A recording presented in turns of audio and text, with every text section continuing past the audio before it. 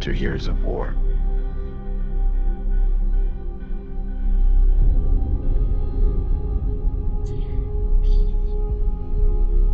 No one could stand between my men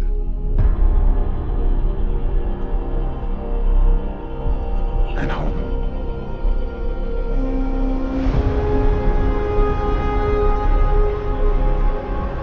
Not even me.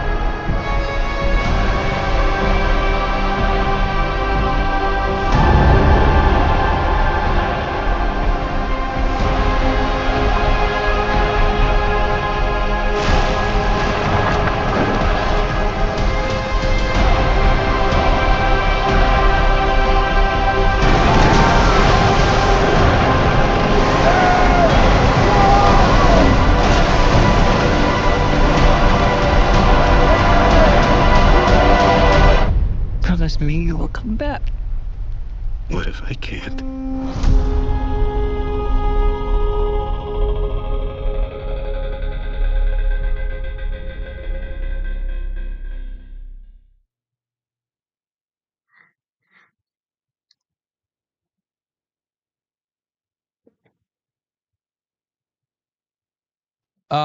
HBO, get your money up and fuck these hoes. It's a cold ass world, and the only way you can play is to step your game up. Yep.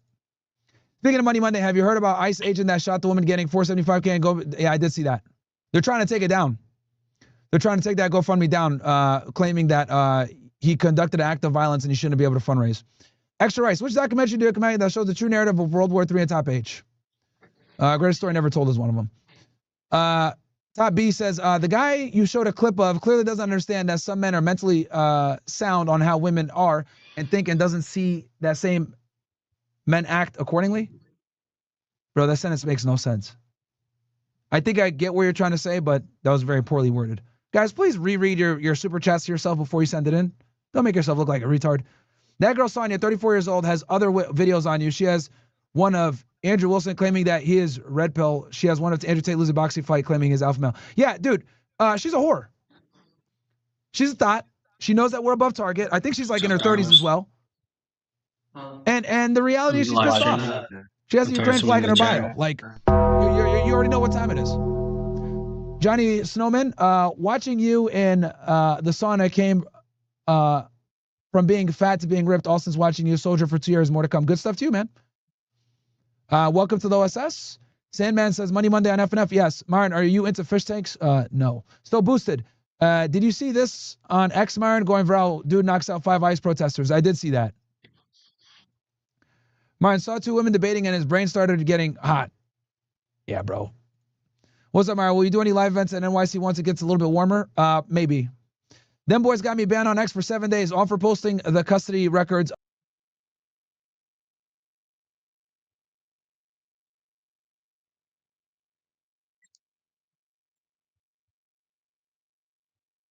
Can you hear me?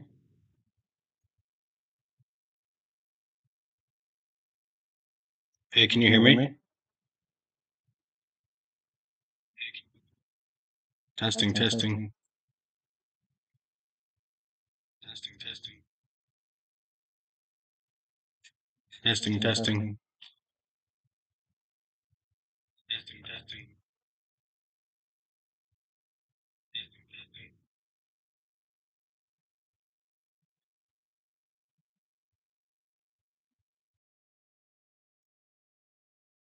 Testing, testing.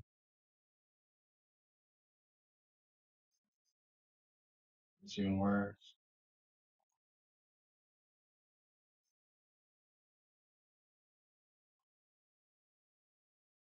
Testing, testing, testing.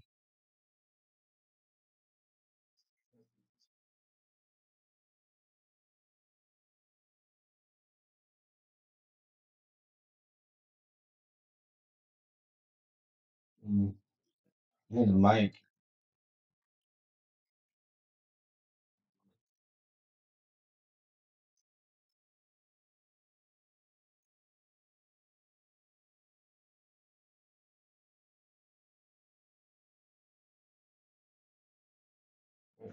Pretty good.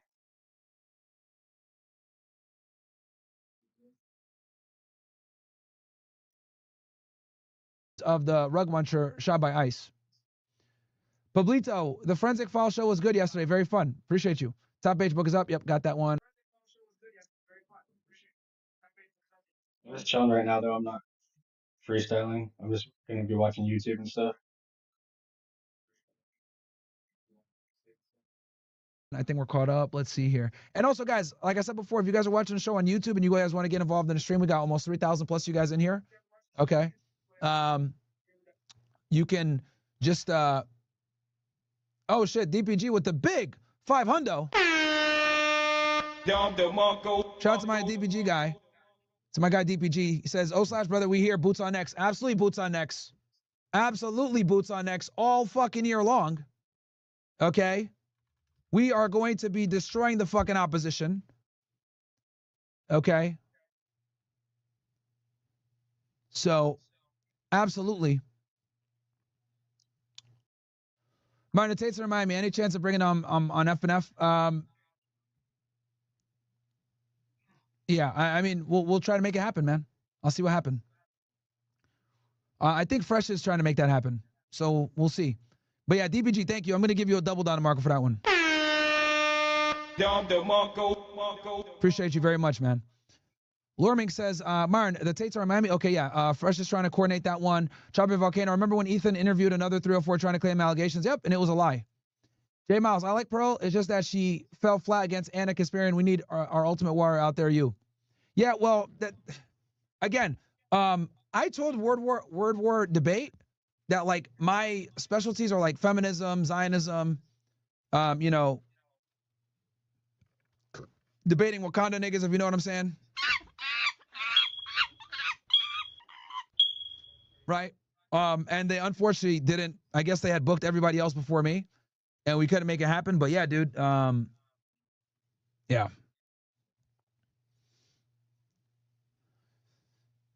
So let's see here. What else we got? That debate is 2 years old. That speaks volumes. She went back that far. Yeah, bro. Yep. And she didn't even put the full context of it. She edited it, deceptively edited it, made it sound like, oh yeah, look, we're cooking, but she's stupid. Appreciate you, bro. I've been watching you a lot recently. $500, bro, is right. Boots on next. Much love, bro. Appreciate that. Yeah, she really went back into the fucking files, dude. Yeah, it is what it is, though. Niggas are fucking garbage. Fucking trash.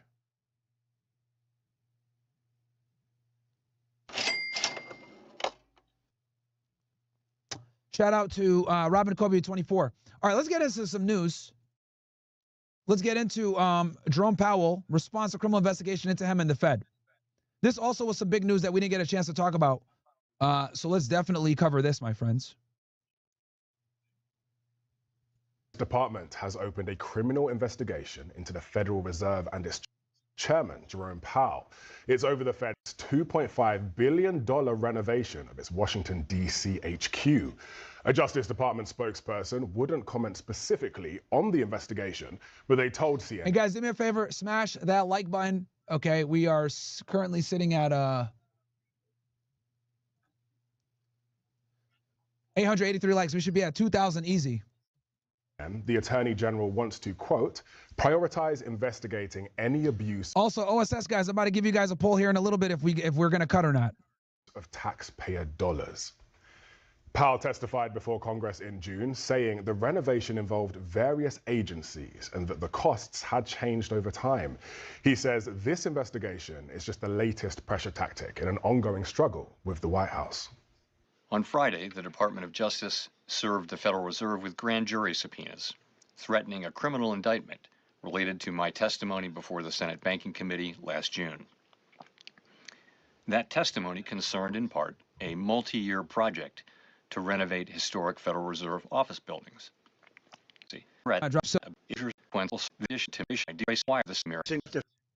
I could have sworn he campaigned on firing Jerome Powell like day one, and he still hasn't. Maybe I still might. So weeks Right, ago, Chad? Did he campaign on firing him? Or was it somebody else? Was it Gary Gensler? I forget who it was. the president was threatening to sue the Federal Reserve Chairman Jerome Powell for gross incompetence. Now it seems the Justice Department is going further than that. Federal prosecutors opened a criminal probe into the Federal Reserve Chairman over the $2.5 billion renovation project at the Fed headquarters building in D.C., a project that the president actually toured with Powell back in July. Now, in a taped statement on Sunday, the chairman says this probe has nothing to do with a building. Group chat is back. Gotta say, the markets did not love this. You guys can still interact with the show. The next thing I wanted to cover real fast. Breaking news. The state of Minnesota looks like they're gonna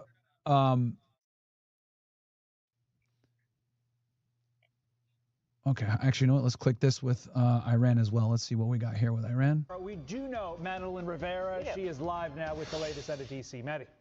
Good morning, Todd and Carly. President Trump is closely watching the protests in Iran, so much so that he's set to meet with administration officials. Hey, guys, smash that like button, by the way. We only got, what 1,000 likes? We got like fucking 3,000 you ninjas in here. Plus, we got like almost 4,000, 4,000 to 5,000 you guys in here total. So smash that like button for me. I would appreciate that. Keeping up with the news, what's going on? Tomorrow to talk about next steps. The president, who has promised to respond forcefully if Iran resorts to mass violence, suggests the country. And 61% of you guys voted for us to cut over to OSS soon. Okay. Is close to crossing his red line. The human rights activists news agency says at least 500 people have now been killed. These are violent.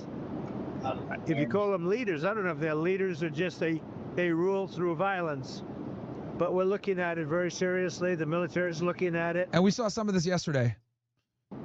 And we're looking at some very strong options. We'll make a determination. Yeah, what the Iranians, you know, the Iranians are not going to trust us. Because remember, keep in mind, guys, they got struck last time while they were in the middle of negotiations with us. Okay, so don't forget that. Israel launched that sneak attack while we were in the middle of negotiations for a nuclear deal, which literally matches the JCPOA from 2015 that we pulled out of, which is hilarious. So on one hand, Trump is like, yeah, no, bro, this nuclear deal sucks. Then he tries to do another. All right, turning now to another Fox News alert. The State Department issuing a travel advisory for U.S. citizens in Iran. The message is short and to the point, quote, leave Iran now. Have a plan for departing Iran that does not rely on the U.S. government help. This follows President Trump's warning to the Islamic Republic as reports reveal. I'm trying to quit RuneScape. That's why I'm doing this. It's hella boring. Every time I play now, it's just hella boring. Hundreds of civilians have been killed during anti-government protests. The White House also revealing the private messages Iran is sending back to the United States. Watch this. What the Iranian regime is saying publicly is quite different from the messages they are sending to the United States and the Trump administration privately. President Trump, as for him, he has always expressed that diplomacy is the first option, always has been, always will be. However, he is unafraid to use the lethal force and might of the United States military if and when he deems that necessary. And nobody knows that better than the Iranian regime. Fox News contributor and former CIA station chief Dan Hoffman joins me now. Dan, good morning to you. There's this near communications blackout inside Iran right now to try and make it difficult for protesters to organize and continue. But those who have been able to get their message out to the outside world do say that there are many Iranians who are still dedicated and committed to this cause despite this ongoing violence against them. Where do you think these protests stand right now? And could this moment actually lead to significant change? Yeah, I think the Iranian regime is under more threat right now domestically than they ever have been before. I think that's reflected in the outreach on the part of the Ayatollah to the United States for some negotiations, potentially about the nuclear. I need 78 herb lore. I'm 70 herb lore right now.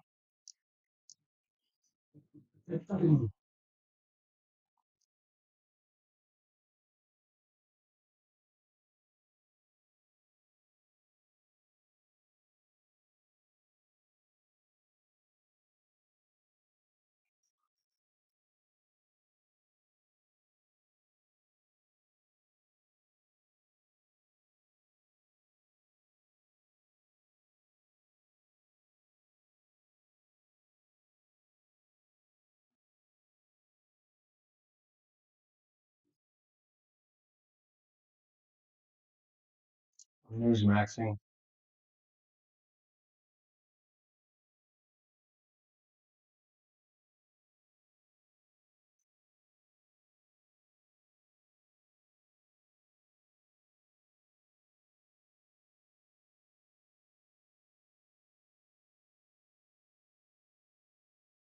Nuclear deal. Iran wants That's literally like the same thing as Obama's JCPOA. to negotiate. Then he went back and said, "Oh yeah, we did that as a ruse so that we can attack." Yeah, the thing is, Darms, I don't really want to play anymore though. I don't want to do chambers for like hundreds of hours. Yeah, that's Caroline Levitt. Attack them. Okay, so you feign diplomacy. No one's ever gonna trust us, dude. Yes. We may meet with them. I mean, Yes, a Caroline meeting is Levitt. being set up, but we may have to act because of what's happening before the meeting. But a meeting is being set up. Iran called. They want to negotiate. The Wall Street Journal reports the U.S. options are not limited to just military strikes. Officials are also expected to consider boosting anti-government sources online, deploying secretive cyber weapons against Iranian military and civilian sites, and placing more sanctions on the regime. Nice. So far, the Pentagon has not moved any forces Critics in often preparation argue for that modern military feminism strikes, has which could be necessary in case Oh, it looks like Pearl is live right now, reacting to her debate. Iran does retaliate against U.S. troops in the region. Iran says Oh, damn, you can do 74 in Botanical Pie. That's tight. Are you an Iron Man or are you a normie account? Are you a regular account or an Iron Man, Darms?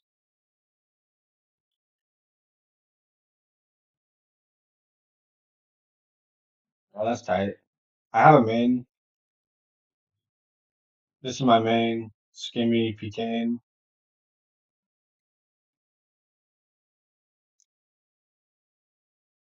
This is my main.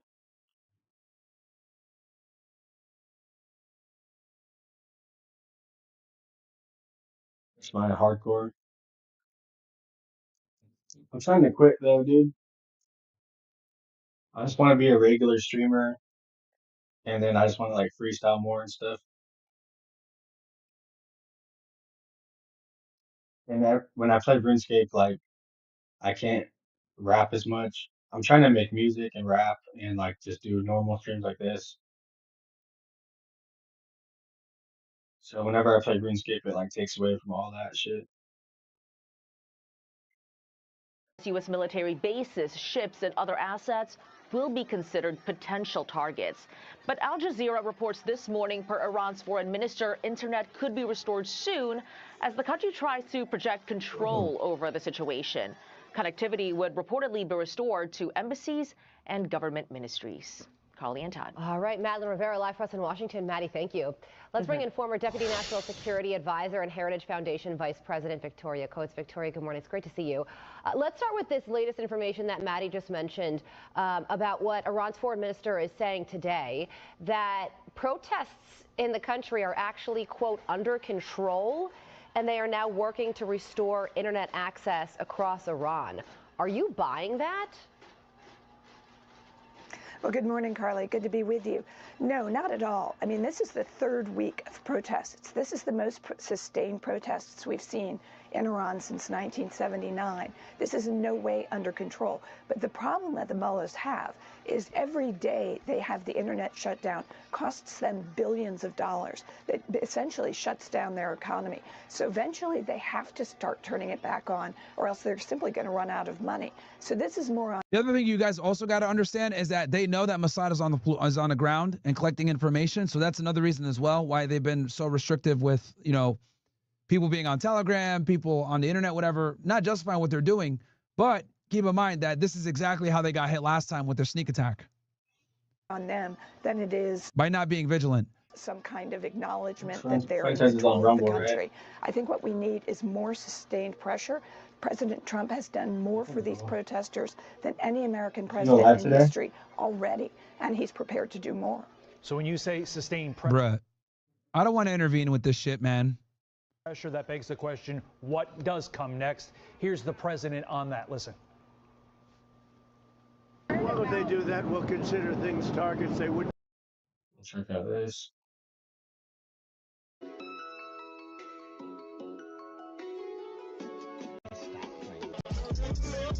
And the alternative is that there will think about it. There's a hell of a long intro.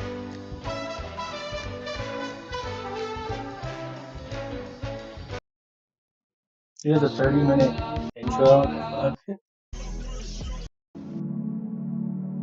1 hour The Israelis intro. hated him for it. They colluded. And then the big one, the administration a little bit. I think he senses that he's becoming very unpopular. Seems like a flurry of executive orders. Big show.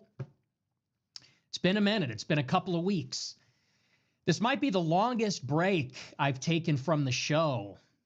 Well, I think it was actually last year. After that guy tried to kill me, I think I dipped out for a few weeks. So this is the second longest time. I like Trump. A well-earned generational vacation after a generational run. A generational nap. Although, honestly, I got to tell you, it's hard for me to relax. I cannot relax at all. So I don't know how much good it did me, but we're back. And we got a big show. And our featured story, here's how it's going to work. So much has happened in the past 2 weeks that we have to spread it out a little bit.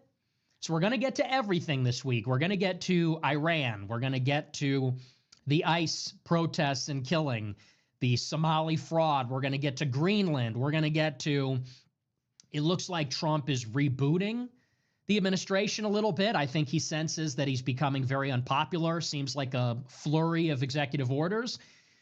We'll get to that too. We're going to get to everything, but we're going to space it out a little bit because I know I've been away for a while. And so tonight, our featured story, we're going to talk all about Venezuela, and I'm going to give you the comprehensive breakdown on what took place and the significance of it, the winners and losers. I'll give you my opinion about it. I think you know at this point, I've been very vocal and opinionated about it. And it's also something that we talked about throughout mostly the latter half of 2025. We all knew that something was coming. We didn't know what, we didn't know how exactly, but we all knew that some kind of military intervention was going to happen. And I was talking about it with Alex Jones every other week, and I talked about it on the show every other week. And like with Iran, we saw the slow and steady buildup of U.S. force, the U.S. force posture in the Caribbean. And sure enough, like always, of course, the week that I go on vacation is the week that it actually happens. And why would it be any other way? I've been doing this show for so long, and I don't really take too much time off. I don't take a lot of long extended breaks. But whenever I do, that's when the world falls apart. And so, like always, literally everything happened in the past 2 weeks when I wasn't doing a show, but I stayed disciplined. I didn't do a show. But now we're back, and I'll give you the whole breakdown. So that's going to be our only news story for tonight. I'm going to spend a considerable amount of time on it. And like I said, we'll talk about everything. We're going to break down the actual operation first, and we'll talk about precisely what took place because there are some important nuances there. And we have to draw a very important distinction about what took place here. This is not an invasion. Arguably, this is not even really a war. And I would say maybe most controversially, I know people are going to not like this, but you don't have to like it. This is the truth. This isn't even, strictly speaking, a regime change. Not technically. And we'll talk about why that is. So we'll discuss what took place, like I said, the operation, because much has been said about the technical miracle that this was, and it really was impressive. We're going to break down some of the things that are being said about this. So what everybody is saying about Venezuela is that this is a war for oil, minerals. We'll go into that. People are saying this is about Israel. It has something to do with Israel. People say this is neoconservatism. We'll talk about that angle too. And then the big one, well, one more thing. We'll get into the pretext or justification for the conflict, which is this spurious claim that Venezuela is a major node in the drug trade into the United States, which is basically flatly not true.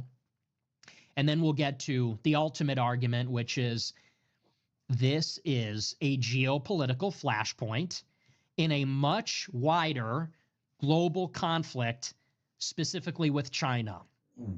And it is for that reason that I support the operation. Because above all else, the show is called America First.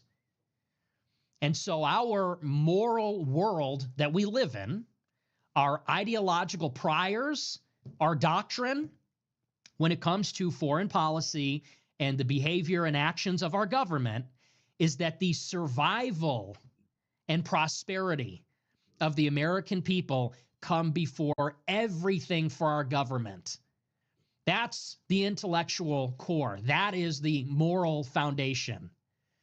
That the U.S. government has to do everything in its power, first and foremost, to look out for the survival of the American people, continuity of the American Republic, but also its prosperity, its interests, of which there are many.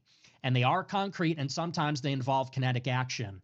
And so it is from that axiom, rightly understood, that we look at military action in the Caribbean, and people can have differing opinions about this, but when we look at it from that axiom, you can justify that this was a positive, an unequivocal positive for the United States.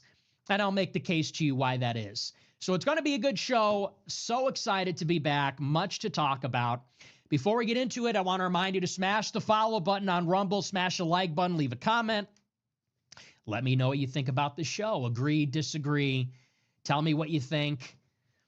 I don't know if I'll read the comments, to be honest with you. I've been very disappointed in the masses.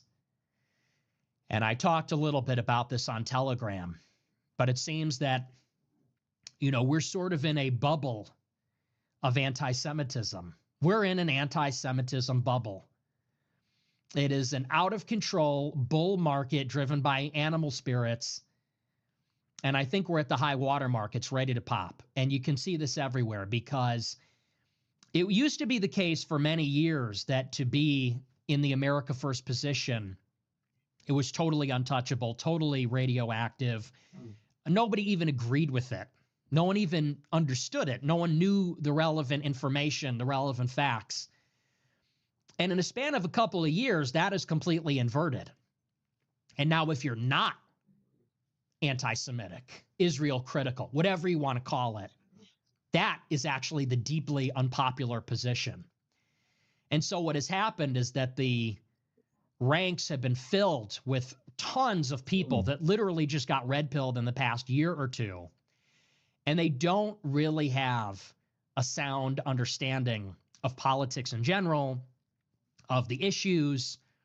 And as a result, many of them, because they're uninitiated, they're being manipulated by people that are just not really on the same page as us. They're being manipulated by communists, by Islamists, third worldists, and they've kind of lost sight of things. This is a perfect example of it. For many years, we would say the war in Iraq was a mistake. Why? We were there for 25 years. We're still there. It cost us trillions of dollars. It's on the other side of the world. It's debatable if we benefited from it at all. We know that a special interest group certainly benefited from it, and that is the Israel lobby. It is for those reasons that we said the Iraq war is terrible. But now it seems like we have joined forces with other people that have criticized the war in Iraq, leftists, Muslims. They're sympathetic for different reasons. They'll criticize anything the U.S. government does, any military intervention. And when you look at an intervention in Venezuela, this is in our neighborhood. It comprises a core U.S. interest, which is articulated in the Monroe Doctrine to have no outside influence in our hemisphere. It was quick, it was cheap, and it is not debatably in the interest of the United States. And like I said, we'll lay that out. But I think this is going to be a year of refinement. And we have to lay down the law that this is a right-wing movement. It is an Israel critical movement. We seek to counter Jewish power and the Jewish oligarchy, but it is a right-wing realist movement. It is a pro-America movement. It is a movement that is not naive about the nature of the world and the nature of other countries. And if you think this is a place where we're going to come around and tell America to get to the back of the line and submit their concerns to the United Nations, and we're going to go and cape and die for the sovereignty of third world countries filled with illiterate peasants that don't even know how to read or write, this is just not the movement for you. Communists, liberals, leftists, that's down the hall to the left. If you're some kind of America hater from some third world country, if you're from Europe, you hate American power, you're threatened by American power, this is not the movement for you. This is a movement for U.S. citizens. This is a movement for Americans. It's a movement for right-wing Americans that want America to have primacy over the Fuentes or Trump, or who do you like? Entire planet. As much power, as much abundance, as many resources as possible. So if you're coming around with this nonsense about they stole the oil, that's not moral. They intervened in another country. You violated their sovereignty. I don't give a shit. I don't care.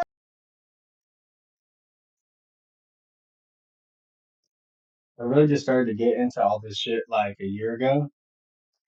So it's like pretty interesting. Before I was just playing RuneScape and stupid shit, and I like didn't know anything. But I learned like a lot last year or so. I'm just glad I'm like getting into it now, and I'm like learning a lot about it, basically about politics and geopolitics and all that shit. We do it all the time, and we've done it for centuries. It's called Manifest Destiny. It's called the Mexican-American War, the Spanish-American War, the Bay of Pigs. We do it all the time. This is our world, and at the minimum, this is our half. This is our half of the world for us to have uncontested, undisputed dominance, military, commercial, naval, every way, shape, and form. And we will take what we are entitled to. We will take what makes us safer, richer, more prosperous. We will take what we want. Yeah, that's crazy. Nobody. You can learn stuff like every day. Like that saying, you learn something new every day. With this shit, you like literally learn like a few new things every single day. It's crazy. Can stop us, and we'll do it again, and I hope we do. And I hope we do it in Greenland, and I hope we do it in Panama, and I hope we do it in Cuba. I hope we do it everywhere where it makes sense for us. You got a problem with that? I don't know. Go back to fucking Pakistan. Go back to some other country and complain about it on the internet. Invented by America. So anyway, I don't know if I want to hear your. I don't know if I want to hear the comments. Botted the dislikes on Telegram award. Pakistanis botted the dislikes on Telegram. It means nothing. We could kidnap your leader too, if it was necessary. Anyway, so okay, we're already getting started. Well, look, I've been waiting for this. I've been looking forward to this. So anyway, leave a comment. I might read it. I might not. I don't really want to hear some other opinions on this. I'm settled. But leave a comment if you want. Check out the merch store, Fuentes.store. We're running a sale. We're running a sale. The show is back. 10% off the whole store. Amazing. Who has deals like this? We should change the name of the show to Deals First. Make great deals. Deals First, Fuentes.store, 10% off.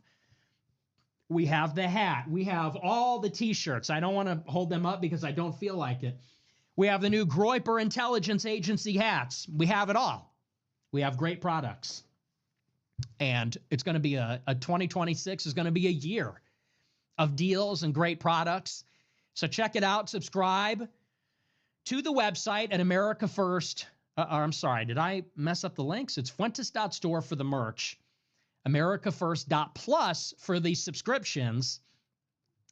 People that subscribed have been getting more content than ever. Find out how at AmericaFirst.plus. If you subscribe for $100 a month, you get access to an exclusive Telegram group chat that I am in, and I am hanging out, pacing around, leaving voice messages, yelling.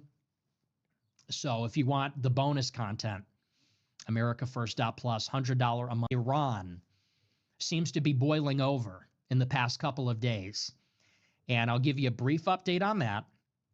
Haven't forgotten. But there have been massive protests in Iran, the biggest since 2023. Allegedly, there are hundreds, perhaps thousands of protesters dead, hundreds of Iranian Revolutionary Guard and Basij members dead.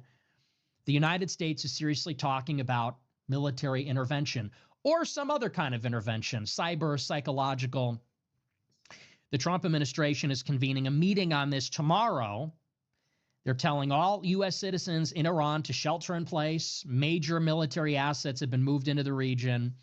And it looks like we could be going back for another round of strikes in Iran, as I predicted. But like I said, we're probably going to cover that tomorrow. So those are the updates. But it's good to be back. Yeah, like I said, I took a couple weeks off for my vacation. Pretty hard for me to unwind. I got to tell you, man, people just recognize me everywhere now. So it's hard for me to chill because everywhere I go, I get clocked.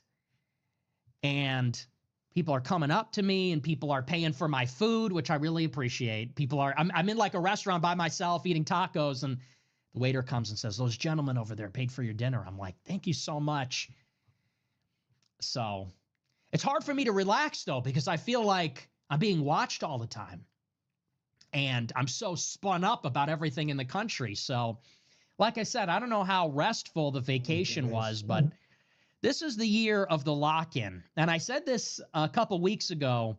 This is the year of the non-negotiable lock-in. This is the year we are all ascending. I want all of you to be looks-maxing. Now, I don't endorse the use of drugs. I'm not doing any of that. But this is the year. I don't want to catch anybody not mewing. Lean is the law.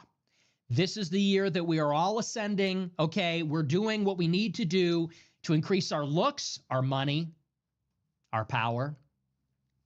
That's my call to action. All the high schoolers, college students, this is the year of the lock-in. We have to become superhuman. You look at these degenerate left-wing pieces of shit protesting ICE. They went to the gym today. Did you? Or maybe some of them, I mean, most of them probably did not. Like that woman that got shot was not at the gym, but some of them certainly are.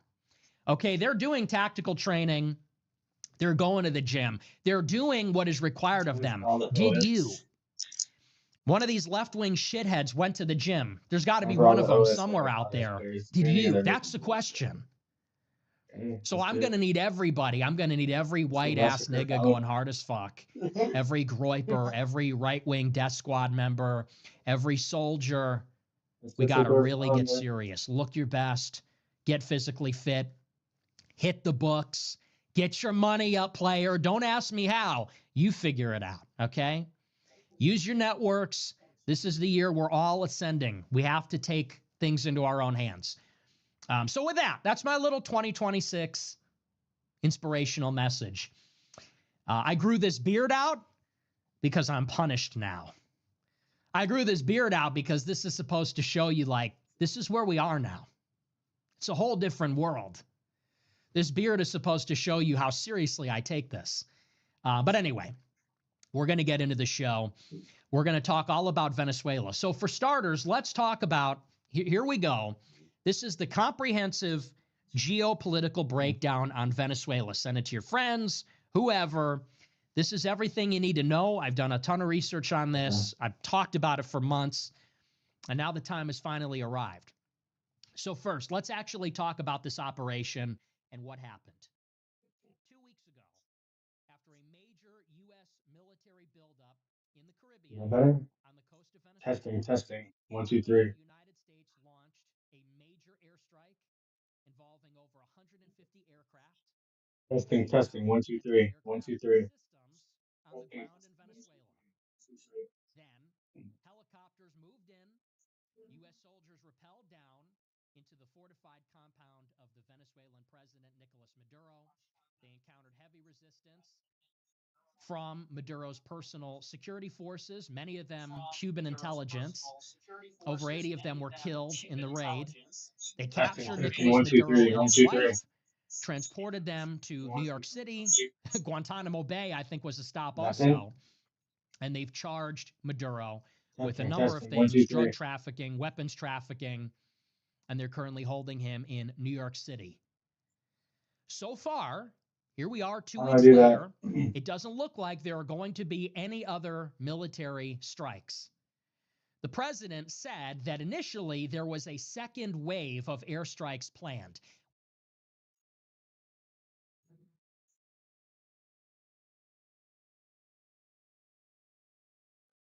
Well, I'll raise my mic more. In OBS?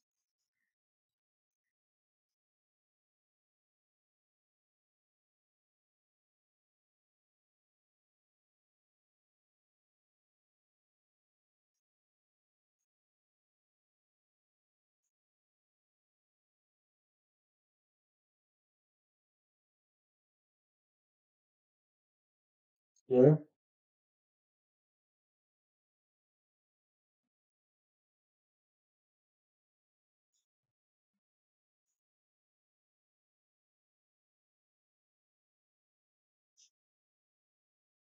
Okay, thank you.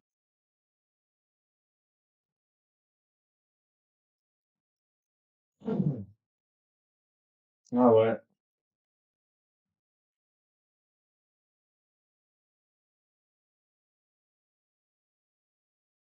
Bring this up.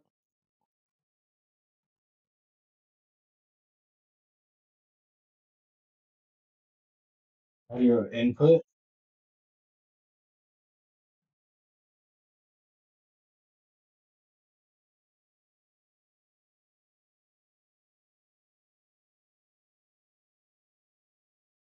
How much should I raise it?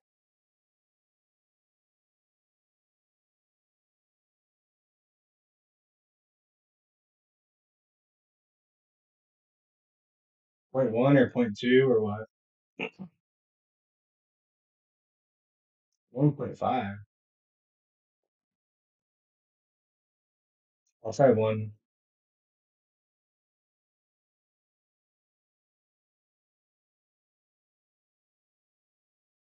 Should I do it? Should I do it for this one also? Yeah, that one's already at it. Yeah, better? Testing, testing. 1, 2, 3.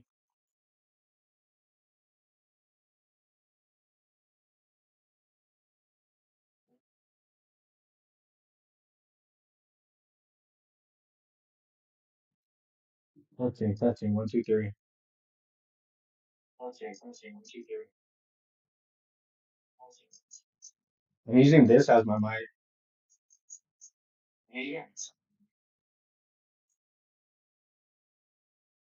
I have this one and this.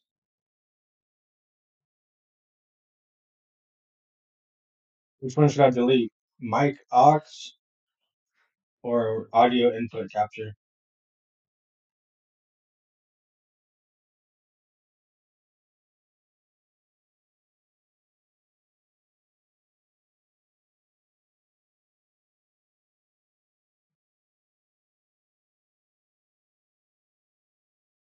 Sorry guys, 1 second. No, I only have one mic. Audio input capture. I'm using this right now.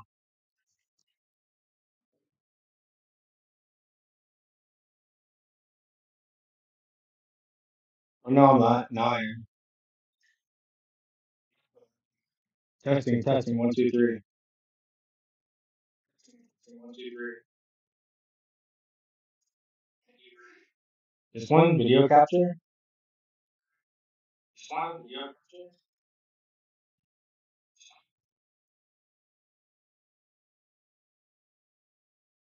That's because when I turn on this audio, do you hear double now?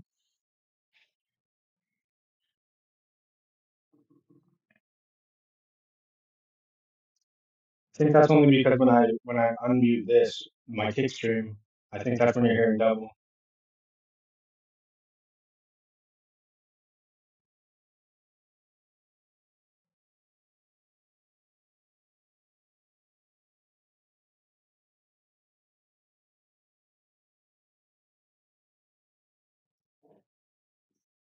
So should I delete anything or just leave it?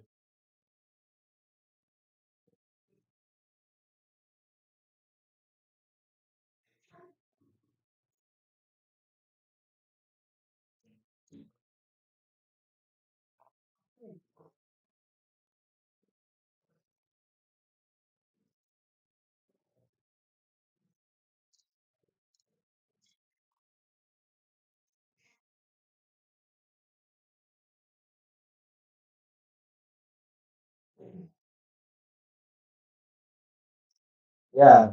So this one's moving and this one's moving.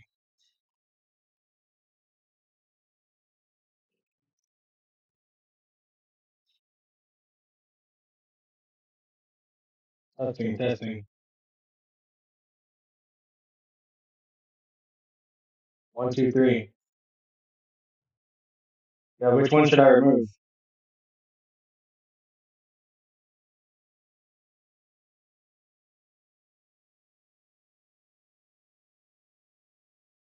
Which one should I remove?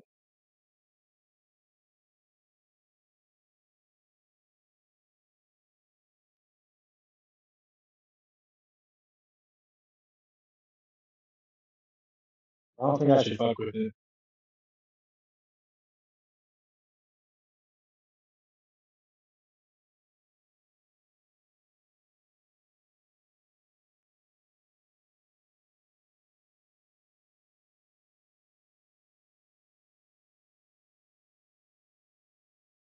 Fuck, what'd I do?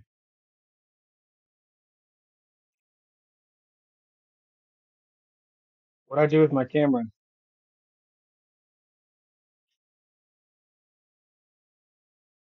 Now my camera disappeared. Fuck.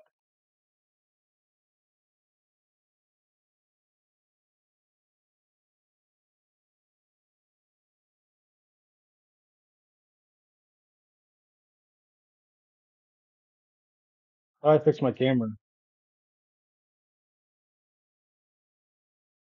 It's hidden back here or some shit.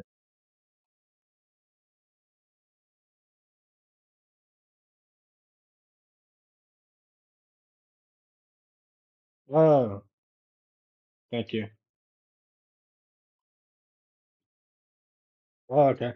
Thank you for the help, bro. Thank you a lot. That's why I just play RuneScape because it's easy. RuneScape is just easy. That's why people play it. But that's stupid, you know? I'm trying to like actually learn shit and become a real streamer. Let's test this again. Which would have been much more ambitious, Testing, wider in testing. scope, 1, 2, more 3. intense. Testing. And he said that that second wave was canceled. It was deemed unnecessary. Is that better? That being said, President Trump announced the morning following the raid that the United States will administer the government of Venezuela directly. And it seems since that announcement, it has been revealed that it will be administered through negotiations with Maduro's second in command, his vice president. And if this vice president, now the newly appointed president, does not accede to the United States demands, then we will go in with further military action. That's where things stand right now. And this is a story from the New York Times about the raid. I'll read it to you. It says, quote, the United States carried out a large-scale strike against Venezuela in which Mr. Maduro and his wife, Celia Flores, were captured. General Dan Kane, otherwise known as Raising Cane, which I'm not making that up. I guess that's his nickname. General Raising Cane's chairman of it's kind of like a weird meme magic. Because I had a clip from this show go viral talking about Raising Cane's. Did anybody else catch this synchronicity? And then they do a press conference And I thought I was tripping, but they said General Raising Cane's is going to tell us more. I was like, did he just say Raising Cane's? Are they watching the show? But I guess that's his nickname. Anyway, General Dan Kane, chairman of the Joint Chief of Staff, said that Mr. Trump ordered the operation late Friday, 2 weeks ago. The mission, which took about 2 hours and 20 minutes, involved 150 aircraft that worked to dismantle Venezuelan air defenses, to clear a path for military helicopters carrying troops to Caracas, the capital city. Nearly 200 special operations forces took part in the raid. U.S. forces encountered significant resistance, said President Trump. At least 80 people were killed, including military personnel and civilians, according to a senior Venezuelan official who spoke on the condition of anonymity to describe preliminary reports. Cuban state media reported that 32 Cubans were killed in the U.S. attack. President Miguel Diaz-Canel of Cuba said they were from Cuba's armed forces or its interior ministry. No Americans were killed. 2 special operations soldiers who were injured in the raid remain hospitalized but are recovering, said the Pentagon. 5 other service members who suffered injuries in the operation have returned to duty. So in the first place, we have to say, can I just say, I take immense pride in this operation as an American, and I really don't understand how you can't. Because this is such a sophisticated, such an ambitious, such an awesome exercise of military force. I really question what kind of person you are if you can't take pride in it just by itself. Forget for a moment about the significance of it, the ramifications, the ideology. I'm boring right now. I'm gonna find something else. What is that, Majin Buu? Is that Kirby or Majin Buu? What the fuck?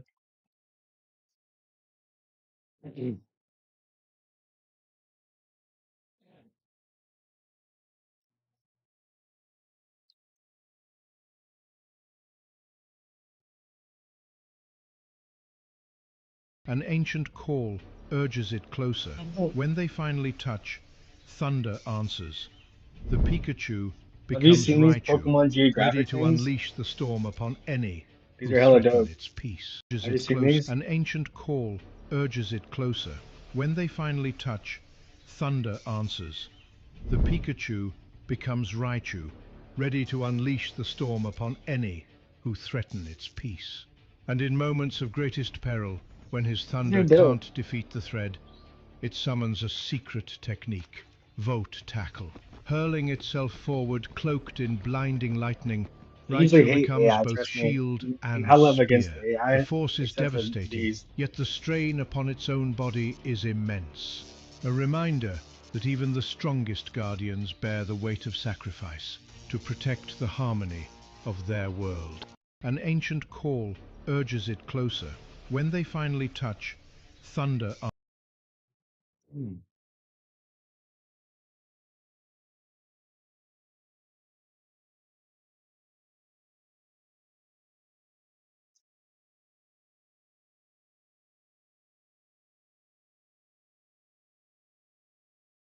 retaliate against U.S. troops in the region. And then they've also got, I did a Substack on this, they've also got a Jewish Zionist. It's always them, but you've all... And he fires off 3 shots and kills the suspect. Well, would that be considered reasonable given what was going on in all the facts and circumstances? It is. It absolutely is. And I know some people don't like to hear that. Yeah, but that'd be crazy. You can't disobey the law, get lawful commands, and then decide to go ahead and run at an officer. She was blocking off ICE agents from doing an enforcement operation. They gave her a lawful command to get out the car. She refused. She backed up the car, put it in drive, and ran towards an agent, and he shot at her. It's simple as that. You can't disobey lawful commands. She broke the law according to 18 U.S.C. 111, which is impeding and or obstructing a federal agent, assaulting a federal agent, and they shot her in the process. And that's what happened. And, you know, fuck around and find out. Like, obviously, it's horrible that someone lost their life, but I think that it's very important that people understand that if you disobey law enforcement when they give you lawful commands, you really lose a lot of leverage. Remember, and you lose there's the ability to kind of dictate how the situation goes after that. Because all they can do is respond to your actions. use of force doesn't have We're to be gonna be on a perfect. And that's diet. what everyone needs to understand. This year, People we're on saying, a oh, diet. well, we saw the wheel well turn this way and we saw the wheel turn that way. None of that fucking matters. What matters is what was going through the ICE officer's head at the time he pulled the trigger. And for most people, they would look at that as that is reasonable. Most of you, if you had a car coming at you and you had a gun, you would shoot at the fucking driver too. And that's what he's going to be judged on. So, Myron, first of all, I appreciate it. Just a few questions that people have on this. Of course, like, look, you're my friend, I respect you, so obviously I would never, like, try and, like, And a call you lot out of people that disagree with me on this, a lot of the times tend to be foreigners where they have, like, no guns and they don't have, like gun laws or anything like that. So, it's going to be very difficult for people to understand use of force, deadly force with a firearm if they live in a country where guns are banned. That, and also, I mean, the country is mixed, isn't it? That's why you've got huge protests. But in terms of just a couple of questions, some of the things that have been raised on this basis. The first Since he's debating Dan Bilzerian on this thing, in terms of someone mentioned HSS directive, is a HSS directive first of all applied in this situation? Because the claim is this: the ICE is actually under the director of HSS, Oh, here we and go. their directive in. No. I wouldn't be surprised if they don't convene a grand jury to try to find a way to get this guy indicted so that they don't Should be have pretty good. civil unrest on Dan their end. Bilzerian, But yes. time will only tell. I don't know. It's definitely a complex situation, but there's no way that I see him even if he did go to trial getting found guilty given all the facts and circumstances around this shooting. Despite what people say with their feelings and stuff, like it's just I know a lot of progressives are mad or whatever, but dude, use of force and law enforcement, if you don't comply, it might end up being goodbye. Yeah, I don't appreciate that, Myron. We did want to hear your perspective.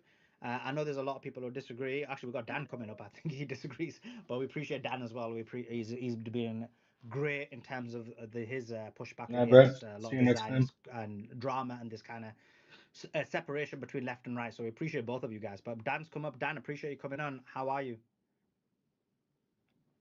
And just Dan's coming. By the way, Dan's not also the big guest that's coming up. So we've got two big guests, two huge guests, but actually they're not the one. There's actually a third one coming. Yeah, and I do have to get out of here because it's like 9:30 now, and we got to do I got to do Fresh and Fit.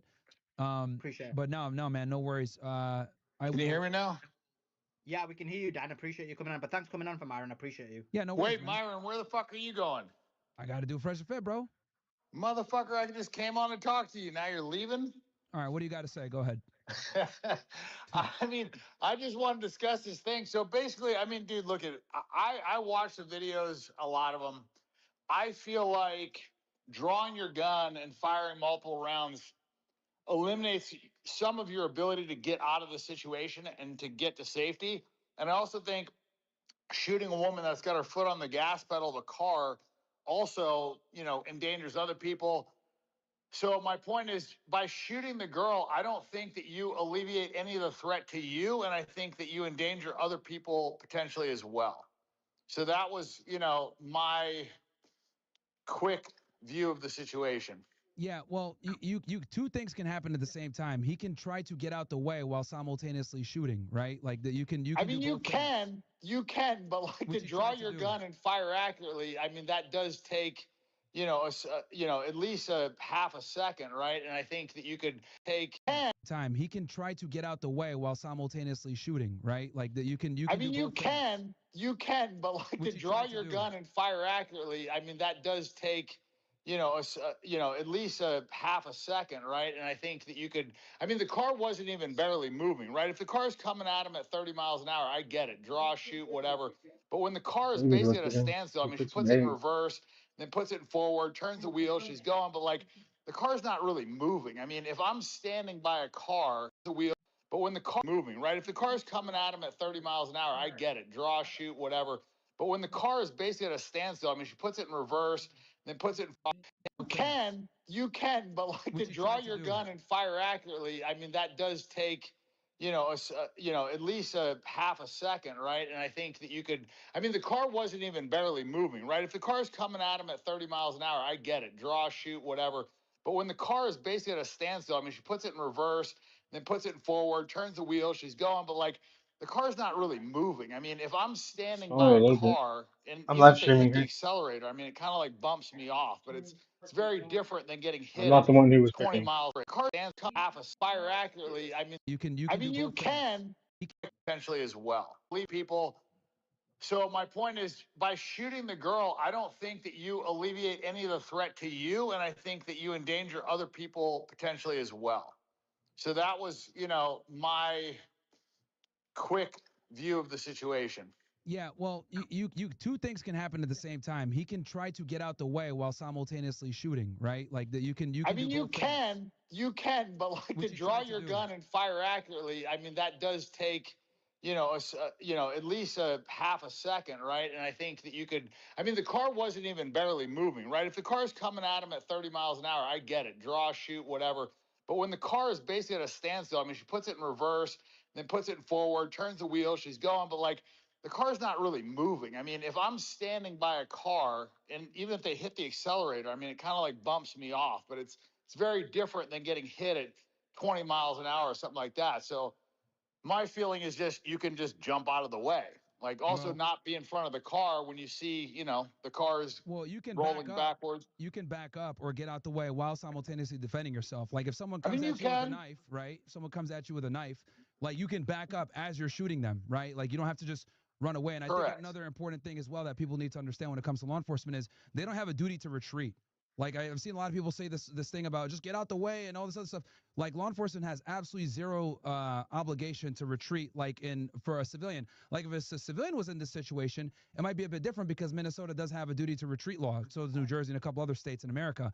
But when it comes to law enforcement, and in order for them to be able to effectuate and do their job, they can absolutely stand their ground and use the force necessary to deal with the situation. So with her driving the car towards him, he can try to evade the car while simultaneously, because she's using deadly force with the vehicle, while simultaneously shooting at her. Both things can happen at the same time.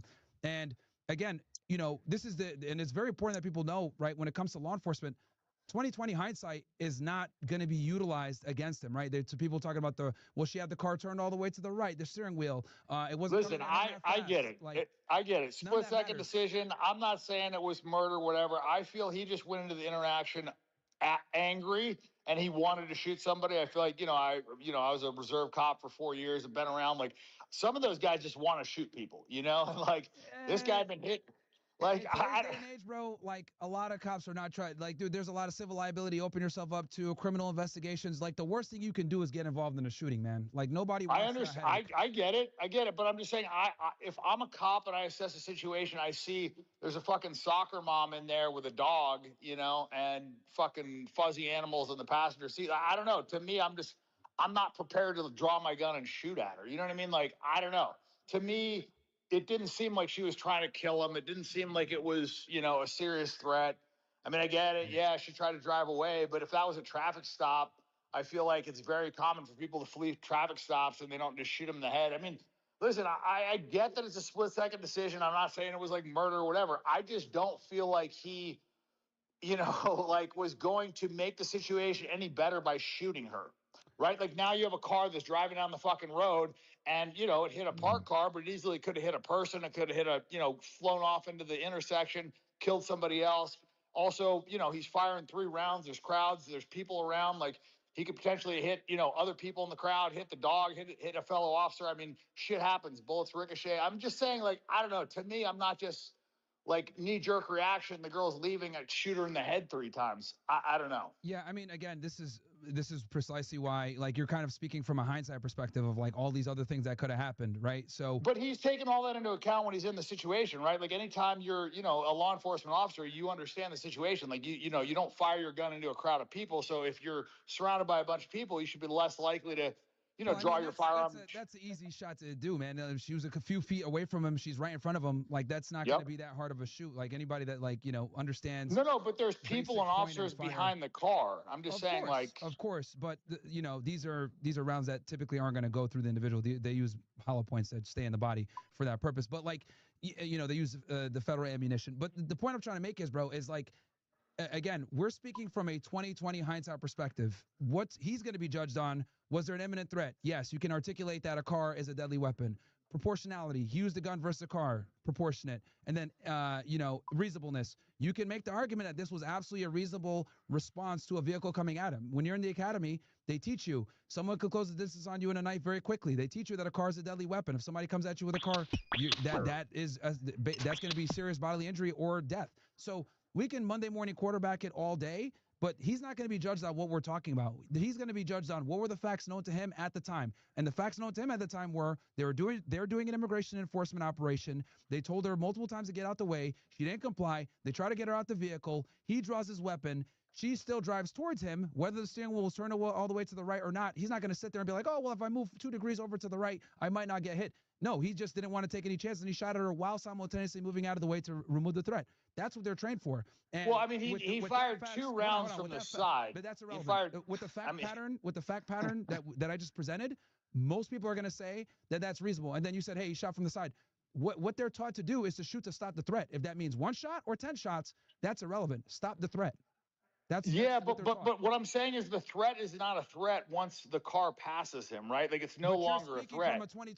You're speaking from a 2020 hindsight perspective. You know it's not a threat now after looking at everything, but you don't know. But the car was, but Myron, the car wasn't moving. It's not like this car is barreling towards him at 50 miles an hour and there's a crowd of people. There's some, threat behind him. It's like this car is at a standstill. She's leaving. I don't think her intention is trying to kill him. If I was in the situation as the officer, I wouldn't view this as like, oh, she's trying to kill me. I mean, she was smiling as a soccer mom. Like, I don't know, she's a fucking idiot, obviously protesting, whatever. I'm sure he's annoyed by her. I'm sure they've had to deal with tons of these, idiot blue hair liberals, whatever. But I just don't think that it warranted shooting her in the fucking head. That's my opinion. I understand your stance. I feel like letter of the law, can he rationalize it? Yeah, you could say a car is a deadly weapon, whatever, but the car wasn't fucking moving, dude. You know what I mean? I've been hit by cars going 2 miles an hour. It's like if you're standing by a car and they floor the gas, like it's not, you know what I mean? Like it's not a serious threat to me anyways. I can get out of the way of a car that's going from 0 to 3 miles an hour, relatively easily. I mean, this guy was able to get out of the way and fire shots. I can't play that fucking game anymore. That fucking RuneScape thing. I just can't play it anymore. Every time I log in, I'm like, yeah, this is gay as fuck. I mean, so I don't know. Like I said, I looked at it. My issue is more of just, I'm not against the fucking deportations. I'm obviously in favor of that.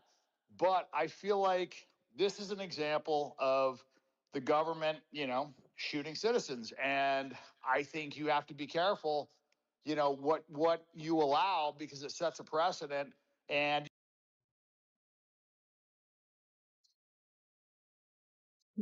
Peace out, y'all. You okay? what if ICE decides to start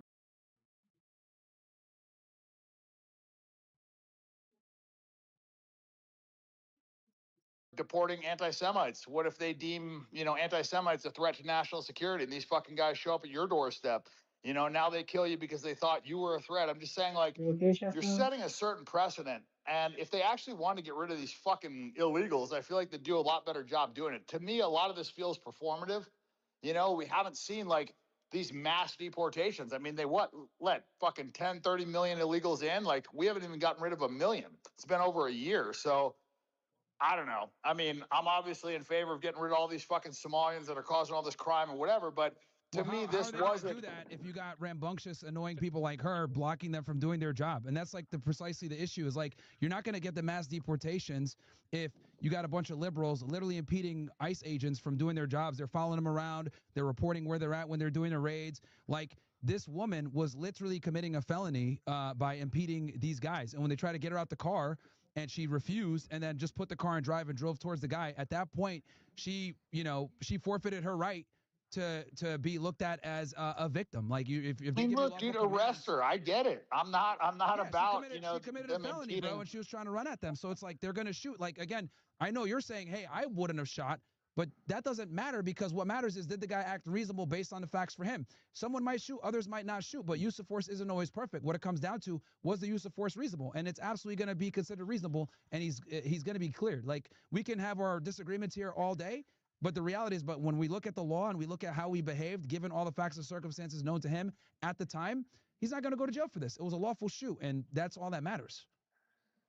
Yeah, I mean, I guess, I feel like more matters to me as far as, did the guy actually was he actually in fear of his life? What was the actual intent? To me, I'm not like black and white, cops can shoot people, sometimes it can be totally legal under the letter of the law, but there's, potentially ways they can de-escalate it. Her intention is irrelevant. Like all he can do, because since he can't read his mind and this is a rapidly evolving event, all he could do is say, I interpreted her actions as a danger to my safety. They gave her but then why is he walking in front of the car?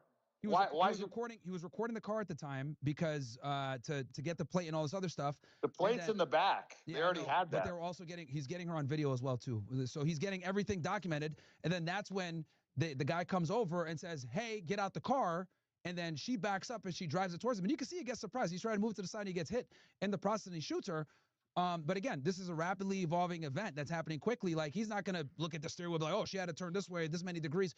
What it comes down to is, does he have a reasonable belief that he could get serious bodily injury or be killed? And the answer is going to be yes. A car coming at you, whether 5 miles per hour or not, you don't know that. So, and what her intention he knows the car's at a standstill. He knows she put it in reverse. Her intention is irrelevant. If you drive with someone after getting lawful commands given and you don't obey, it's a wrap. Like, you forfeited your ability to be treated in a certain way. Like, they're going to shoot.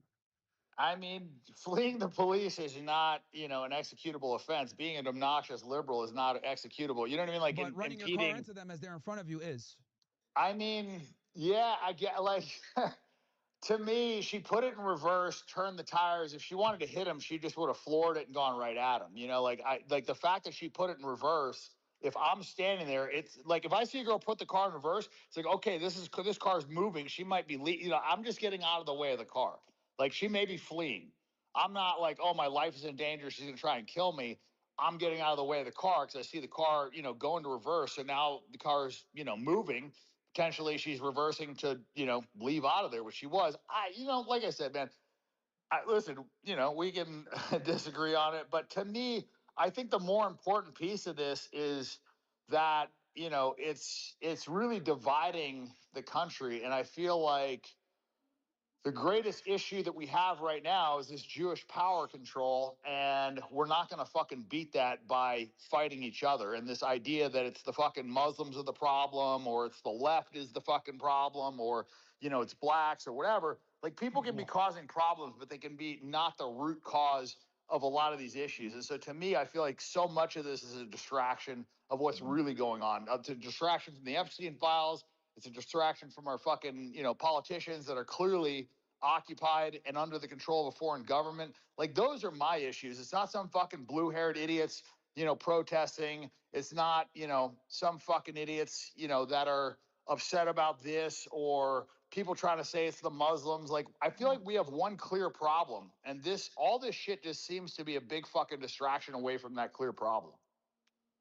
Well, yeah, I mean, look, they asked me about it and I gave my take on it. And I think, most lawyers would agree with me, especially from a self-defense perspective. The guy is going to be cleared. He didn't break the law. The woman fucked around and found out. It's unfortunate someone lost their life.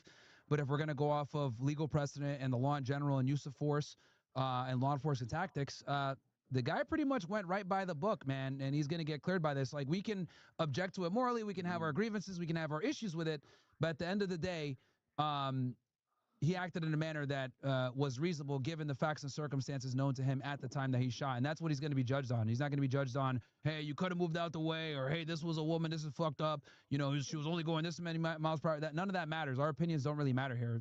He's going to be judged on is what was known to him at the time, and he's going to get cleared of this. Like, this is I'm actually surprised that so many people are like, trying to argue this from a perspective of morality or 20/20 hindsight, when in reality this happens all the time. Where what about Randy Weaver? What about Randy Weaver? What about all the other instances where the government has basically just murdered its citizens and there was no recourse? What about I'm sure you're familiar with what happened in Waco. I'm sure you're familiar with the Ruby Ridge incident. Like, there's been numerous times when three-letter agencies have literally murdered U.S. citizens, and I think it's just a scary precedent to set, especially when you recognize that this time the government does not have your fucking best interest in mind. So this whole thing of like, oh, well, let's just trust the government and it's legal, Well, you know, as per the government. I'm not saying to trust the government. I'm going off of just this incident alone, based on the facts and circumstances of this particular case, based on what was going on. This is a clean shoot. Yeah, I mean, like this is to me, it's a bigger issue, right? Like, is this, you know, is this guy technically, you know, legal? Is it going to be cleared? Whatever. That to me isn't as important as kind of like the overarching issue of like we should not be trusting our government. We should not be giving our government more power. We should not be allowing the government to fucking kill U.S. citizens. You know, under what? I mean, listen, if this was an illegal that was resisting, that's a completely different scenario. This is a female U.S. citizen, whether you like her or not, like our country, you know, is found. A felony. She literally committed a felony. Oh, okay, people resist arrest all the time. You know what I mean? It doesn't mean you shoot them in the head. Like people fucking flee the police. It wasn't just a resisting arrest. It was her impeding them in their official duty. She had been there like blocking. I mean, that's fine, but you don't kill people for that. Like throw her in jail, make an example out of her. Fine, no problem. That's what they tried to do, but she didn't comply. Like that's, you know, see, like bro, we got to put some onus on the individual here. You know what I mean? Like at the end of the day, they gave her lawful commands. She didn't listen. They warned her, and then they shot her. And this is why. But I don't think that escalation is warranted. You know, I think like her fleeing does not warrant you know, an execution. I think her trying to drive away doesn't warrant an execution, even if she bumped the guy. Like I don't know. To me, I'm looking at the situation from the lens of an American citizen, and like, do I want my government to have this much power that they can just start, you know, killing fucking citizens just because they're allowed to by letter of the law? Because to me, I'm looking at that guy. I'm like, if I'm in that situation, I don't feel like she's trying to kill me. I don't feel like my life is in danger. I just don't. The car's fucking going 2 miles an hour. That's you. I mean, bro, the car's going 2 miles an hour. But remember, Dan, that's you. That's not the guy. This is a very subjective situation where you might not feel that way, but he might have felt like his life was in danger. Let me ask you this. If you're in that situation, do you feel like she's trying to, do you feel in fear of your life, or are you just going to sidestep? Again, everybody is different, right? I told you. Like no, but I'm asking you, because I, you know, look, you were in law enforcement. I value your opinion. I trust you. I think you're, you know, pretty morally sound. So I'm just curious, if you're in his spot, do you fucking shoot her 3 times, or do you step out of the way and then pursue her and arrest her? Well, again, I don't know all the facts and circumstances that led to him pulling out the gun and shooting, but I mean, given what I saw, he did act in a reasonable fashion. I think what he did was absolutely reasonable and proportionate to what he was dealing with, and I think bodily injury was, you can argue, was absolutely imminent, and he reacted the way that he did. Does it mean that it's the perfect decision? No. Does it mean, but it's definitely not the wrong decision that he made. I mean, he could have went about it in a different way. Use of force is never perfect, but given all the facts and circumstances, his response to what happened was absolutely reasonable.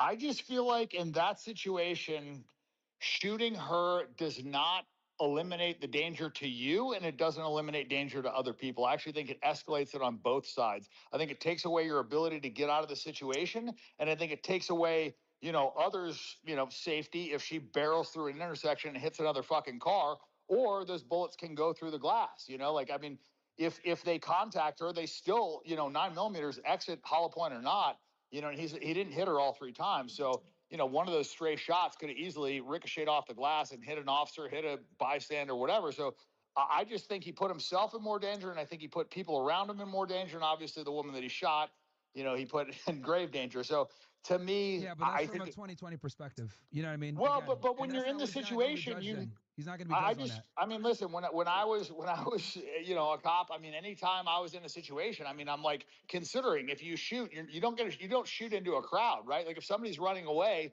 you know, or somebody's, you know, shooting at you and there's tons of fucking innocent people behind them, you might not take the shot. You know what I mean? Like those are things that you have to take into account as an officer. Is like, are you going to, you know, put other people in danger? If you got a, you know, an M4 and you're in full auto, you're not just going to like rip a fucking, you know, burst into a crowd, right? Even if there's a bad guy there. I'm just saying, like, I think you have to take into account your surroundings. It's a residential neighborhood, you know, I don't know. I mean, to me, those are factors I'm taking into account when I'm going into the interaction. You know, if his hand's on his gun, he's considering using it. When you're considering using your gun, you take that stuff into account. Like, to me, if I felt like there was any risk of her running me down, I wouldn't even be in front of the car. Like, I'd be coming from the side. And, you know, that's one of the things they do teach you in training, is to not stand in front of vehicles, especially, you know, if it's not in park, or you think there's a chance that, you know, she could flee. So, you know, that's my perspective on it.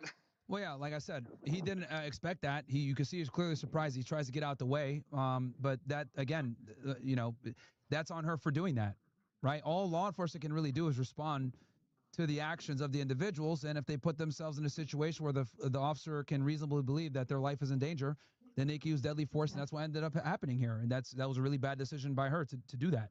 This is why it's so important to, you know, if the cops give you commands, like deal with the legal bullshit in a courtroom. Don't sit there and resist and put yourself in a precarious situation and potentially get yourself hurt like she did. It just wasn't really smart what she did on her end. It was very stupid. Yeah, I mean, nobody's arguing what she did was intelligent. It's just the question is, did he, you know, make himself safer? Did he make the other people around him safer by his actions? I would argue the opposite on both. So that's how I kind of look at it, is like, you know, does shooting her, you know, keep him any safer? I actually think that it doesn't, right? Because but you're speaking from a 2020 hindsight perspective once again. Well, I mean, just in general, if somebody assess it, we can look at the footage. Like, you're speaking from a 2020, which is like, that's not that. Well, no, I mean, I just my reaction would not be to draw my gun and shoot him. My reaction would be to get out of the way of the car. Like, if I didn't feel like there was an imminent threat, if I didn't feel like she had a gun, I wouldn't even have my hand on my gun. Like, it just wouldn't be. And that's your decision to make, but that doesn't necessarily mean that his response, though different than yours, wasn't reasonable. And I think that's the important thing. But what I'm saying is shooting somebody that's, you know, potentially going to run you over doesn't save you. That's irrelevant. What's relevant is it reasonable and was it proportionate? And the answer is yes. Like, just because you don't agree with it and you wouldn't have done that, that's totally fair and valid. However, that does not disqualify the fact that the way that he acted was absolutely reasonable according to the law. You don't have to like it or agree with it. One second, you guys. I'll be back. Well, yeah, I'm not arguing the lawfulness of it, right? Because you can argue the car is a deadly weapon. I'm not going off of morality, anything. I'm strictly going off of lawfulness. Like, did he behave in a reasonable manner given what was occurring at that time and place and that short brief of time? And the answer is yes, and that's what matters. You know, we can say, hey, just move out the way. You could have done this. You could have done it another way. Use of force is never perfect, but was it reasonable? The answer is yes, and that's what the courts are going to judge him on, and that's all that matters, honestly. None of our opinions matter. What matters is was it reasonable? And I think that's what the law worries about. And that's the only position I'm arguing from. Like, I'm arguing what he did was reasonable. But I do got to go, guys. It was good discussion. It's always good to hear other perspectives. I see your perspective, Dan, for sure. But yeah, I think from a lawful perspective, I think it was reasonable. But yeah, cool. I'll talk to you guys because I really do got to run here. Fair enough, man. It was good chatting with you, brother. Absolutely, man. Absolutely. It always is. I hope people enjoyed the conversation. Thank you so much. Yeah, no worries, man. Thanks for giving us your expertise as well. I really do value it all the time. Yeah, no problem, man. Thank you. I'll see you guys. All right, cool. So, guys, sorry about that. We do have to get going. We're fresh and fit here. So I'm going to end the stream. You guys are lucky. We ended up, I didn't even get to, well, we covered a little bit of Greenland, but we didn't get to cover the Saudi Akan in a 304. Let me see here with the chats. I don't even think I have time to read these, really. Slayer, thank you so much. Kool-Aid Assassin, I've lost all respect for Suleiman. I want to attack him as your friend, but to argue PTSD and PEDS here from your job is a low IQ argument. Oh, he's just giving another perspective. We also have to keep in mind that that his partner's arm was inside the car at the time. Yep.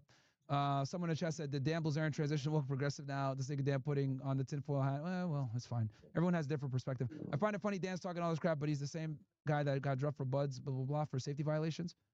Look, man, just argue the point.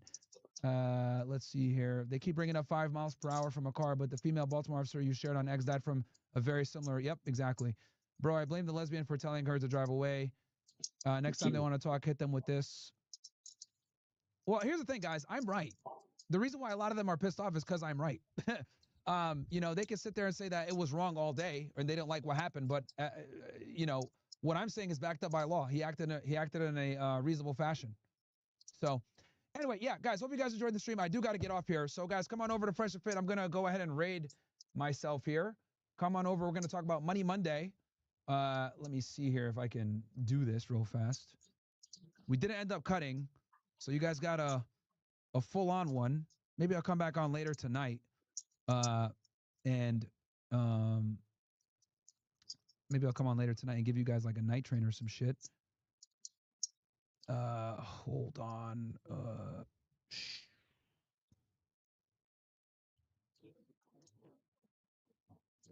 Give me 1 second, ninjas.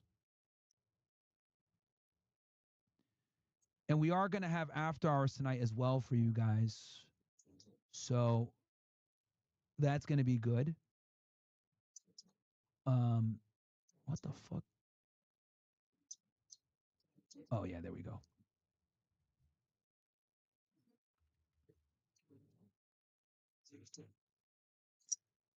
Okay. Okay, guys. Here, I'm going to drop the link as well for you guys. Come on over. Got a banger Money Monday coming for you guys right now. Get your year off right, ninjas. Dropping it in the chat for you guys. Okay. Come on over, ninjas. Come on over.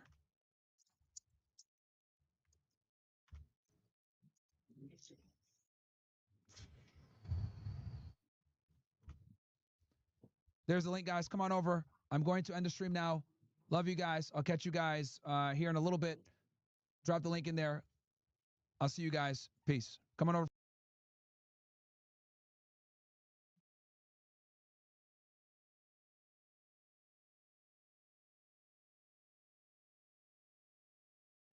Which oil did you use?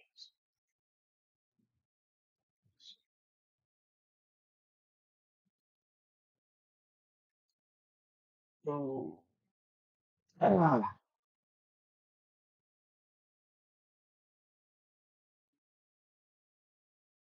A woman has died after running through a glass door. Yeah.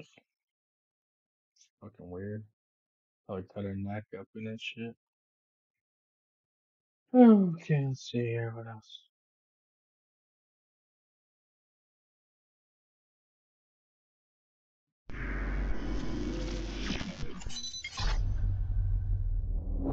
All right, here we go. Mano! Hey. Welcome back to Vlad TV. Thank you for having me, my brother. One of my OG guests that was actually doing interviews with me during the DVD era. In the street. That's right. That's right, in Brooklyn. In Brooklyn. That's right. And actually, that was one of the first interviews that got released on Vlad TV because you kind of copied during the transition. Right, on YouTube, right? On YouTube, exactly. Yeah. Exactly. Well, lots to talk about, but first of all, you know what we're starting with. What's good? The 50 Cent beef. Or whatever you want to call it at this point. Right. Now, Tony Ayo's my man. He's a regular on my show, so we're not going to be just, trashing 50 or whatever else. We're going to talk about the situation. So, I guess it started when you guys were talking about the 50 Cent documentary, the Diddy documentary that 50 Cent executive produced. Well, technically, we wasn't really talking about the documentary. We're just, in general, having a conversation about how would you feel if somebody did a documentary on you. It was an in general conversation. However, I do understand why somebody would take it that way. Like, because I probably would feel like if it was me, that people were talking about me. But going into it, that wasn't the intention. You know what I mean? It was a question about how would you feel if a doc was done on you. You know what I mean? Didn't you guys call it a mockumentary or something like that? See, this is what I'm saying. Like, it's about interpretation. Right. You know what I mean? It's context. I mean, I can't speak for nobody else, but it was basically based off of how, if somebody had done something like that to you, like if a documentary on you, and without your consent, is it a documentary or is it something else? Well, most documentaries are done without the person's consent. Right. That's just the nature of a documentary. Now, there are some, like, for example, the Eddie Murphy documentary that he's involved in. But usually these are more softball documentaries because notice how the whole picking up of the trans story was not in the, in the Eddie Murphy documentary. Listen to what I'm saying. Right? Listen to what I'm saying, though. And I got to be very careful with this because the thing is this. Words... when they come out, sometimes the context of them, right? Were we specifically talking about the documentary? No. In the times that we living in, it's going to be perceived that we were. So I understand why he took it that way, because I probably would have took it the same way. Right. Now the question was like, you know, is that legal for somebody to do? This is a general conversation. I said, if you Googleable. What's the word? Googleable. Yeah, Googleable. Googleable. Let's run with that. If you had any sense of notoriety or you've been in the spotlight, so to speak, a public figure, right? Then it kind of come with the territory. Correct. You know, would I want that for myself? Probably not. But you know, it is what it is. But I get it from both angles, though. Were we specifically trying to, you know, shame what he had going on? Nah. I mean, look, you know how many DJ Vlad documentaries there are on YouTube at this point? Yeah. Probably like a dozen. Right. Right? I mean, full-blown, But hour-long. everything is on YouTube, though, Vlad. This is different. Well, this is a major production. I understand that, but it's kind of the same thing. Once you put yourself out there, you can do something on Mano. Once you out there, people get to be able to take things from, you know, from this place and that place and build a story on it, right? Mm-hmm. So, I mean, the conversation wasn't about that documentary in particular, but just about, you know, the legalities behind being able to do one in general, period, point blank. Well, right. You could do a documentary. You could also get sued for that documentary. It goes hand in hand. From what I understand, Diddy's actually suing 50 for like $1 billion or something over this documentary, and that all comes with, you know, with the playing field. Right. And so the where it gets taken out of context is that when it's like, oh, we was defending, we having an in general conversation about this or that. The podcast that we got is not so much built on trying to tear other people down. If you see the clips that we actually going rival for, it's really us talking about each other, or like me talking about myself, or a story, or whatever we got going on. We specifically said that we not gonna, you know, be running, you know, what's my opinion on this person, or what's my opinion on that person, or trying to make, you know, a platform based around our opinions on others. So something can happen and we can internalize it, right? So it's like, you know, we're not specifically talking about that documentary and the details of it, but the legalities on if you could even make a documentary. But I get it. Like I said, I understand, you know, if the way he took it, because I probably would have took it the same way, especially with the fact that all the backlash he was getting anyway. Well, you get a lot of backlash. It's also like one of the number one. I'm not saying things that. On Netflix. I'm not saying that. The two kind of go hand in hand. But I'm glad. Don't take what I'm saying. What I'm saying is I understand why he would take it that way, right? Based off of the backlash he was getting at the same time our podcast dropped. Yeah. And it felt like probably a bunch of niggas just coming at him. Right. Well, so then the back and forth started. So he said that I guess the building you guys are filming in owes money, and he's going to buy the building and buy half of your podcast. Right. You responded. You put a picture of him with like a wig, and you did mention that he's the one that helped you out early on in your career. Absolutely. And we talked about that on our show at one point, and I thought that was dope to actually, 100%. you know, say, listen, Right. I respect the dude, but listen, if we're on, you know, then it's on. Right. Look, first of all, I don't think it's a real beef. No. I don't think it's that serious. You know, sometimes men have misunderstandings, and it is what it is. I don't think it's nothing, you know, like that at all. You know, he said what he said. Things got said. Look, I don't think he worried about it one bit. Not at all. I think he's somewhere smiling, living it up, doing what he doing. I don't think he give two fucks. Honestly. Yeah, I think that it was promo for the video. I think maybe some people that watched the back and forth it's good for us. I said beefing with 50 is good for business. Yeah, listen. You know, I remember you and I spoke, and I was like, yo, I'm about to be in town. Come do my show. And if you want me to do, you know, y'all's show, I'll come through. And you're like, oh, we don't have guests. Right. And I'm like, oh, shit, I never noticed that. Right. I just never thought about it. Right. Because most podcasts have guests. Right. But I'm like, okay, that's smart. If you guys, you know, could pull it off without the guests, like, you know, Joe Budden did a good job with that, with his own internal crew. That's definitely stronger and better off than having to constantly chase guests the way I have to do it. Definitely. Right? Definitely. I like it like that. Yeah. So when you said that, I got it right away. And I'm like, okay, that's smart. You guys, you know, 4 known dudes coming together talking. And if you guys don't need any guests, having fun, we laughing, we're giving game at the same time. It's light on one hand and then it's serious on another. It's just our point of views, from our perspectives on fatherhood and relationships and how we just maneuvering through life. Well, we touched on Diddy. You and I spoke before I dropped my interview about the male escort and the whole 3-inch situation. Now all that's out there. 50 actually reposted it. I didn't even know. The said dude he want Sly, that tape. Yo, I know, because Sly actually hit me. He was like, yo, you see if 50 just posted our shit? And I'm like, yo, I didn't even know. And 50 in the comments like, yo, Vlad, I need that tape. I saw the tape. You saw, what you mean, the tape? The freak off tape. The video. Because here's what happened, right? Because people are like, oh, how did he get it? So Diddy would film all these freak offs on a cell phone.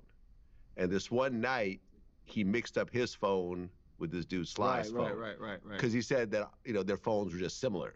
Probably like the same type phone, maybe the same case. Right.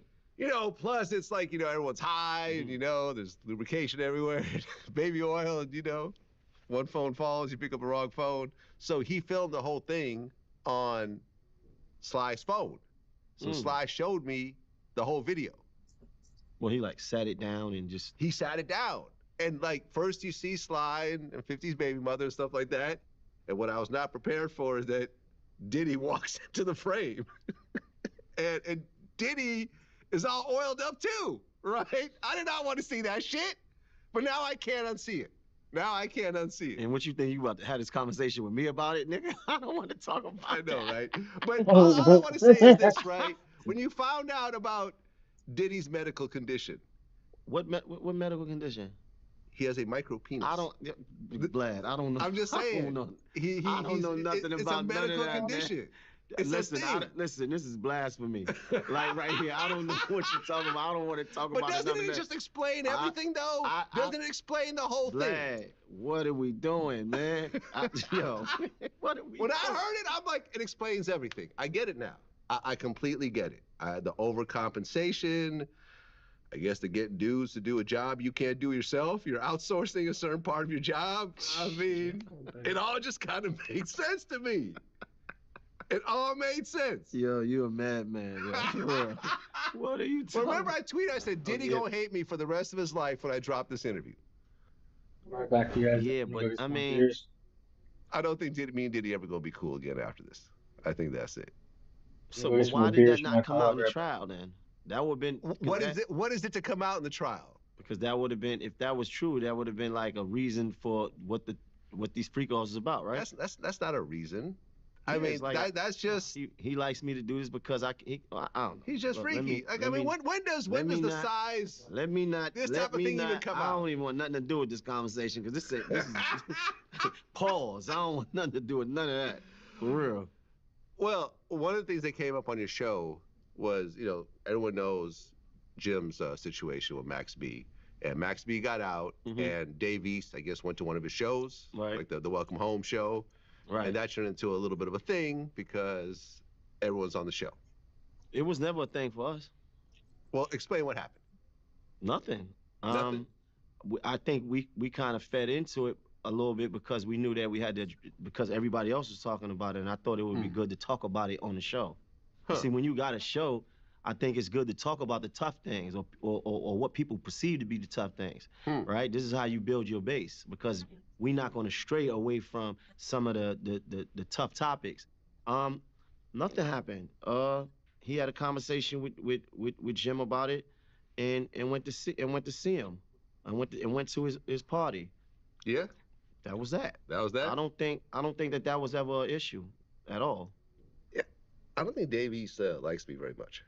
I don't listen. I don't know nothing about that. Yeah, he canceled, I think, on 3 or 4 different occasions. We had interviews scheduled, and he canceled last minute. That don't mean a person don't like you, Vlad. Don't make that personal.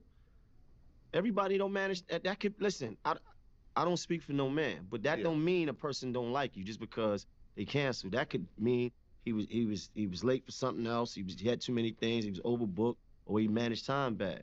I don't know. That 4 times? Like 4 times? Listen, man. I just How many feel times you been stood up by women? the same woman, not 4 times. You have. Ever In in life. life. In life, no. I've never been stood up by the same female 4 times. That would not be She a ain't never female. postponed. That's not a female I would deal with. No, absolutely not. I'm telling you honestly. I'm not saying I'm like, you know, the world's greatest lover or nothing. I'm just saying that my time is just more important. I don't think that that's something personal, because if that was the case, they wouldn't have agreed to it in the first place. When somebody don't fuck with you, they just don't fuck with you. Period. Yeah, I see what you're saying. You know? I feel though, I guess sometimes I feel like in a way when it becomes a pattern, it's like, okay, I'm gonna schedule, but I don't really want to do it. You know what I'm trying to not to do? Mm-hmm.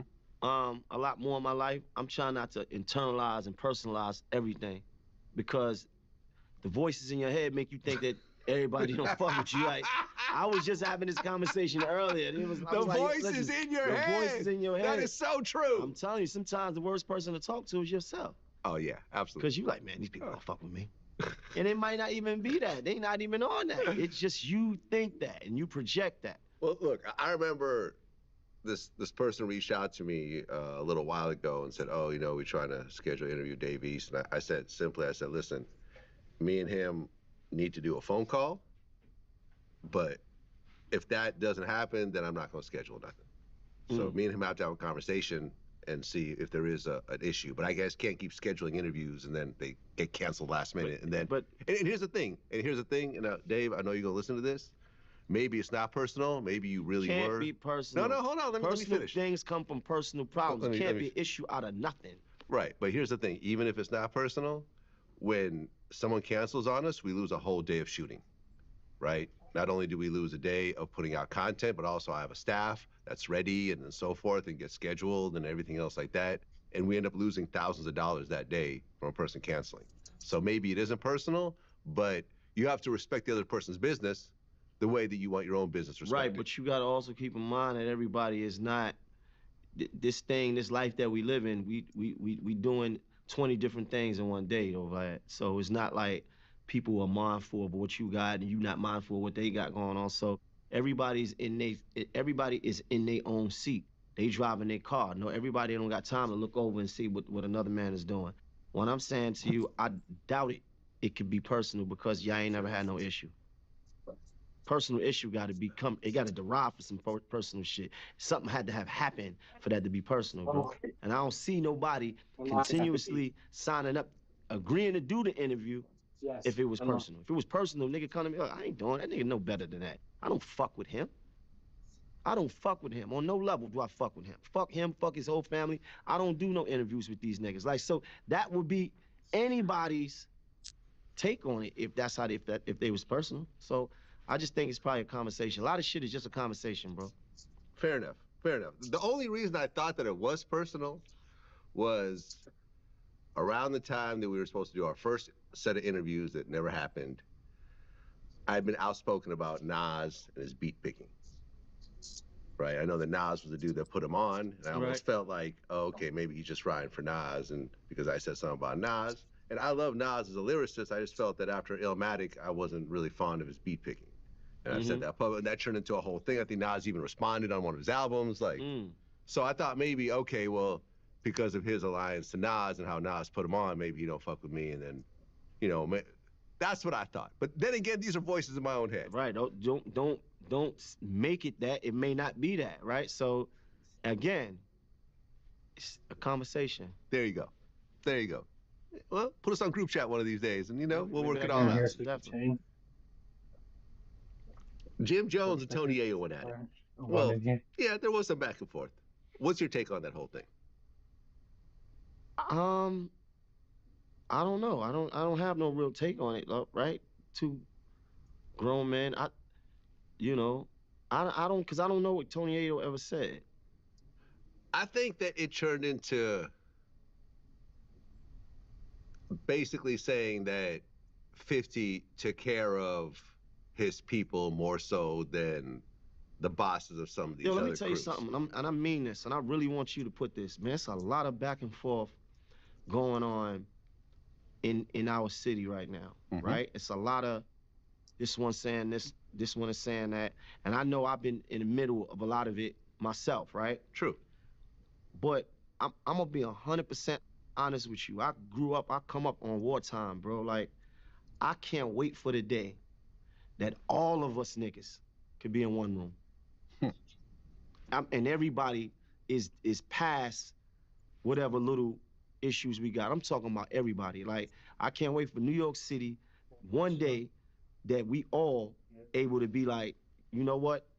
You doing that over there? I'm gonna come fuck with that.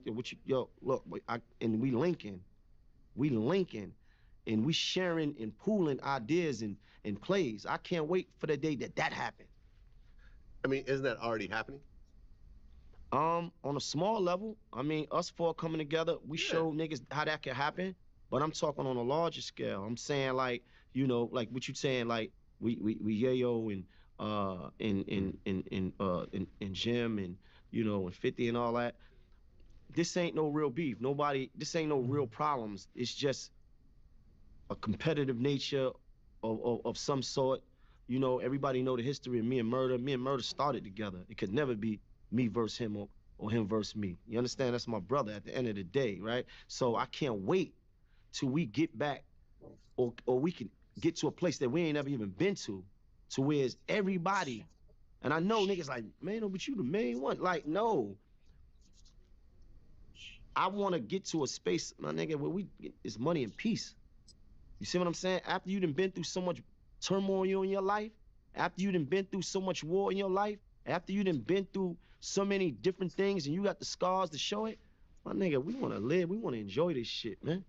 You understand? Because we all past the age of, you know, throwing rocks at the penitentiary. Let's keep it real.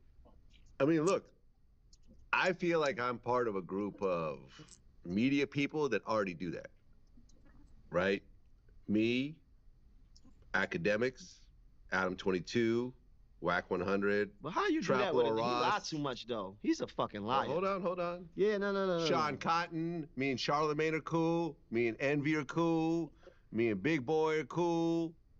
Me and Bootleg Kev are cool. Me and Danza are cool. What are you doing? You comparing that to rappers? What I'm saying is that although we're all competing in the same space, we're all friends with each other. We all do each other's podcasts. But don't compare that to rappers, bro. Because rappers are, it's totally different, right? Artists are, because we train to believe that everything is about us. We so, you know, it's pride, it's ego, you know, it's competition. It's different. You know, the media space is a different thing. And New York, we was always led to believe that it can only be one nigga that's really the nigga. You understand? And I feel like us four coming together, that's me, Capo, Jim, and Dave East coming together, is kind of showing people that you could put pride and ego to the side and still support a nigga that you fuck with and still have your own individuality. You understand what I'm saying? Like, but it got to be done on a bigger scale. I'm just saying, I can't wait till that happens. But in order for that to happen, sometimes it got to be some friction. You know, in order to get to a good, a great peace, you got to go through a little bit of war, right? So sometimes you got to destroy to build again, right? So I'm just saying, I can't wait until all of us New York niggas, us prominent New York City artists, the artists that been here, is able to exist and live and sit in one room, you know, a fucking picture with everybody, business for everybody. You understand? I can't wait to that. Look, that's my dream one day. Well, do you know how I accomplished that space in my, you know, in the media space? Since I was older than everybody, every single person who I saw coming up, who I thought had a lot of potential, I reached out to. I was the first person to reach out to Charlamagne when he was in South Carolina. This was like during my mixtape era. Now look where he is. When Academics came up, I reached out to him. Sean Cotton, Adam 22, all these dudes, they came up. I never hated on them. Like a Peter Rosenberg did with everybody. I never hated on them. I always reached out. I had them on my show. I offered to do their shows. They had my phone numbers. They would call me for business advice. And now look, you know, I made millions talking with these dudes. Millions of dollars. I swear to God, I've made millions from conversations. I think that's dope. Rappers, we more ego driven, I think. And you know, our crews and our, you know, the way we perceive life. You know, I just think it's slightly different. But if we learn how to step away from our egos, and really get into, you know, our step into our greatness, I think we could accomplish the same thing at some point. Well, I mean, at a certain level, look at how many of these albums have just a ton of features on them. Look at, for example, something like a Rich the Kid or a French Montana. You look at their albums, they're damn near compilations. Right. Like almost every song has a feature on it from a big artist. So you guys have already been doing that. Right. You guys have already been working together and so forth. Yeah, but I feel like lately it's a lot more staticky lately. You think? Yeah. It's been static. It's been online with us, and you know, it's been very staticky. You know what I mean? And I get it. You know, I can get with that too. But I'm just saying, like, ultimately, what my dream is. I've never told nobody this but you. So that's how I feel. I don't want to keep pumping beef. I don't want to keep pumping no issue, because at the end of the day, none of these issues is really real. I'm not really riding around looking for nobody, and I know ain't nobody riding around looking for me. Well, what happened with you and Academics? So here's the thing, I never had a problem with Academics. Right. Right. Because there was a video of him taking a shot with you.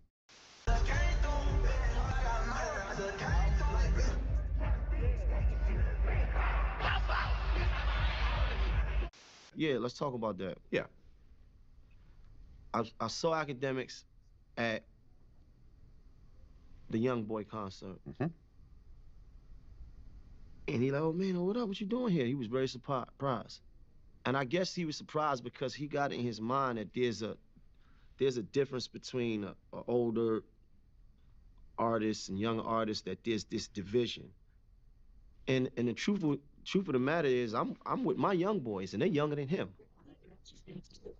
And I remember, he probably don't remember this, but because he was a little tipsy, but I said to him, yo, Act, you know, it's no difference between young niggas and old niggas. One nigga got more memory and more experience, but you know, I don't like to divide that. You know what I'm saying? Especially the fact that he was just so surprised. I was like, we fuck with Young Boy, we fuck with the culture, like we like the music. You understand? Like, it's no, I'm a disgruntled old nigga. Every nigga that got a little age on him is not disgruntled. Okay, like I'm not that guy. Yeah. You understand? I'm definitely not that guy. I've never been. You can't find no footage, no piece of footage where I ever spoke down on no young artist, ever. Not from the South, not from New York, not nowhere, right? So we was cooling, and you know, he had a bottle, and you know, he poured me a drink, and I did a shot, and then later on, I had a bottle. He came around and got a shot for him and his faction, and that was that. He did say to me, yo, I was wondering, I wasn't sure if we had to have a conversation, but if I said, yo, homie, listen, if we needed to have a conversation, it wouldn't have been no conversation. Like, you know what I'm saying? Like, if that was the case, but it's not. I'm basically trying to present to him, like, whatever you think of me, it ain't that, right? Miss me with that. It's not this extra savage, you know, you understand? So after that, he the next day, I guess he ran into Jim. They had they you know. Oh, that was the day before. Yeah, I was right there when he ran into Jim. I ran into him in Brooklyn. Okay, we were in Jersey. The next day. Yeah, right. Okay, so they had their interaction. Cool, whatever. Then I find footage on the internet of him. Fabulous being like 49 with the headband. Like, yo, why is the nigga wearing, yo, you know the headband is for sweat. Like, yo, Fab is on some, yo, the headband is for sweat, Fab. Fab, the headband is for you sweating. You're sitting down podcasting, my nigga. And everybody's saying, oh, man, you know, all he talked about was Fab headband. That's not what he said. It wasn't about Fab headband. It was about the fact that, you basically was saying, you said we was having a midlife crisis. You was making so much reference about what we wearing, about what we talking about. You had all these, this is after you seen me, and then you had all these things to say about what we got going on. Mind you, now remember what I told you. We wasn't making our podcast speaking about niggas. Okay? So here this man is being very critical about what we got going on and what we saying and what we wearing. Okay? And then this age thing, right? This division of young nigga and old nigga. And then it's like, oh, these old niggas trying to dress like young niggas. And it's a topic that I think we really could have had a conversation on, because I really could have schooled them on some of that. So what I set out to do was, if that's your opinion on us, well, here go my opinion on you, right? And I said a couple funny things, but the true gem of what I was saying was this, homie. The things that's hot today were the things that were made hot in our generation.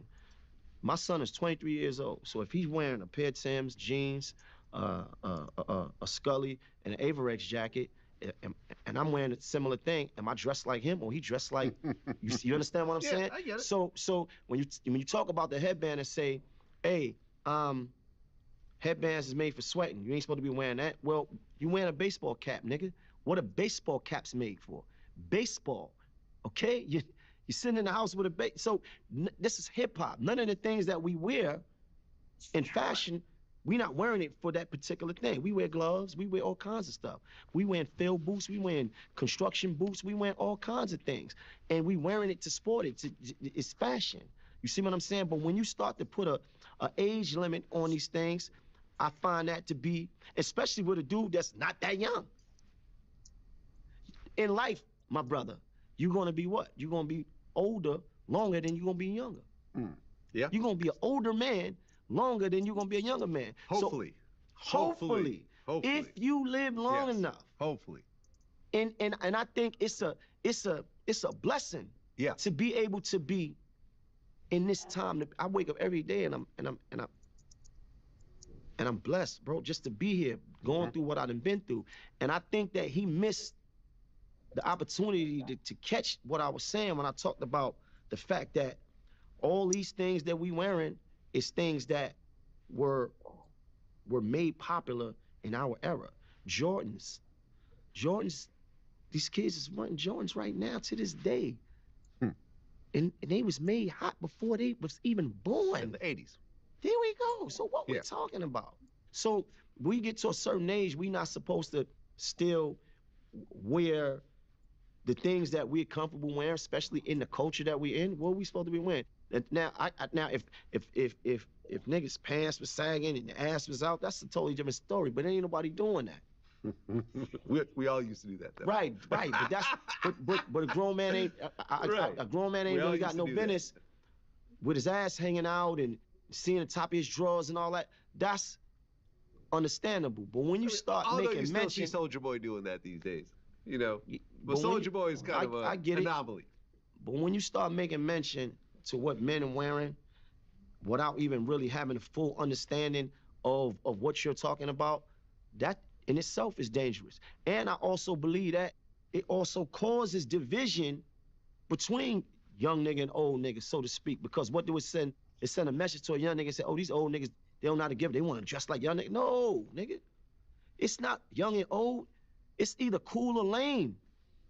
It's either you get it or you don't. That's it. I mean, look, I still dress fresh, right? You still see me in furs. You see me in designer. You see me in Richard Milles and Rolexes, Audemars. Does that mean you dressing like a YN? Am I the oldest YW? A white what? YW. YW. You stupid. Am I the oldest? Yo, Jim has the title on the other side, but am I the oldest YW? You might be, but I don't believe, only in our culture do we get, shamed for, the things that we do for still having a career, for still exercising your ability or your right to be an artist for dressing. Only in our culture this happens. I mean, look, he said that y'all went from the lobby boys to the pod boys. See, and this is. But that's not really an insult. That's not in it. Yeah. I didn't take it. When I heard that, I'm like, well, yeah, that's what they're doing. I didn't take that as an insult. Right. I took that as him switching the goalposts because nobody was talking about partying and all this other shit. We talking about what you talking about, us being, older guys and the way we dress, where I feel like you don't even have the right to say that. But guess what? Anybody can say anything. So here's what I'm saying. You talking about it being your block and all that, it's cool. I don't give a fuck about your block because guess what? I'm not doing what you do. I'm not sitting here throwing rocks and hiding my hands. I don't need 7 securities to come out to make me feel good. I'm not out here, extra angry with women. And you understand? I don't want to be you. It ain't nothing about that man that would make me trade my place with. It's nothing. I don't think it's that serious. I'm friends with academics. You my man. I don't care about that. It's not. I think it ain't that serious, right? But at the same time, it ain't that serious. And I think that if he didn't let his pride get to him, we could have had a real dialogue. Because that's how it got to someone else. That's how because I didn't know about the whole, him having conversations with the 15-year. I didn't know nothing about that. Well, let's switch gears for a second. This is something that, hits home with both of us. You ran into Troy Ave recently. Mm-hmm. He had his baby with him. Number one, thank you so much for not doing anything crazy with the baby around. Thank you so much. You can't find no footage of me saying that I was ever going to do anything when I seen him. But just thank you so much for this situation not to escalate in any type of way with a baby around. Listen. I was actually nervous. I had a lot of anxiety watching this video. I don't know why. Because you can't find no footage of me ever saying that I was ever going to do anything, in a violent manner or anything destructive when we crossed paths. Anything. We had some words. I said what I said. He said what he said. I've been stopped even engaging with that. So I don't even, you know what I mean? I don't even have no real energy to go back and forth with that because it is what it is. He got a beautiful family, he doing what he doing, and I'm definitely doing what I'm doing. I ain't got no energy for that. I heard he put up the post, and I heard he was kind of like dissing me at the same time. Was he? Yeah, like calling me Chano. Okay, so hold on a second. I can't tell what you guys were talking about. I'm talking about it was like whatever the when he put the post up and whatever he wrote. Yeah, no, that's not what I'm talking about. When you guys actually ran into each other, what did you guys say to each other? I was basically saying that because I had heard he had said that he saw me, and then when he seen me that I was nice or something, and I hadn't seen him. I guess he saw me, I didn't see him, but my whole thing is this: listen, bro, I don't even have that energy for you, bro. Like, we ain't even, this will never be that, right? Because you said what you said, I said what I said. You live your life, I'm living my life, and that was that. So that was basically the conversation. It was real quick. It wasn't really a time for a real long conversation. He had his baby with him. It was cool, and I was coming back. But what I wasn't going to do was act like I didn't see him. So I saw him, and that was that. And that's that. I guess if I was in that same situation, I wouldn't have had a conversation with him. I would have saw him and just kept moving. Why? Just because I didn't think there was going to be anything positive to come out of that conversation. No. Now, I wasn't going to pretend like I didn't see him. Yeah, but I wouldn't have stopped. If I don't fuck with someone, I don't feel the need to talk to that person. Right. See, but that's not how I looked at it. And we different. You know what I mean? Yeah.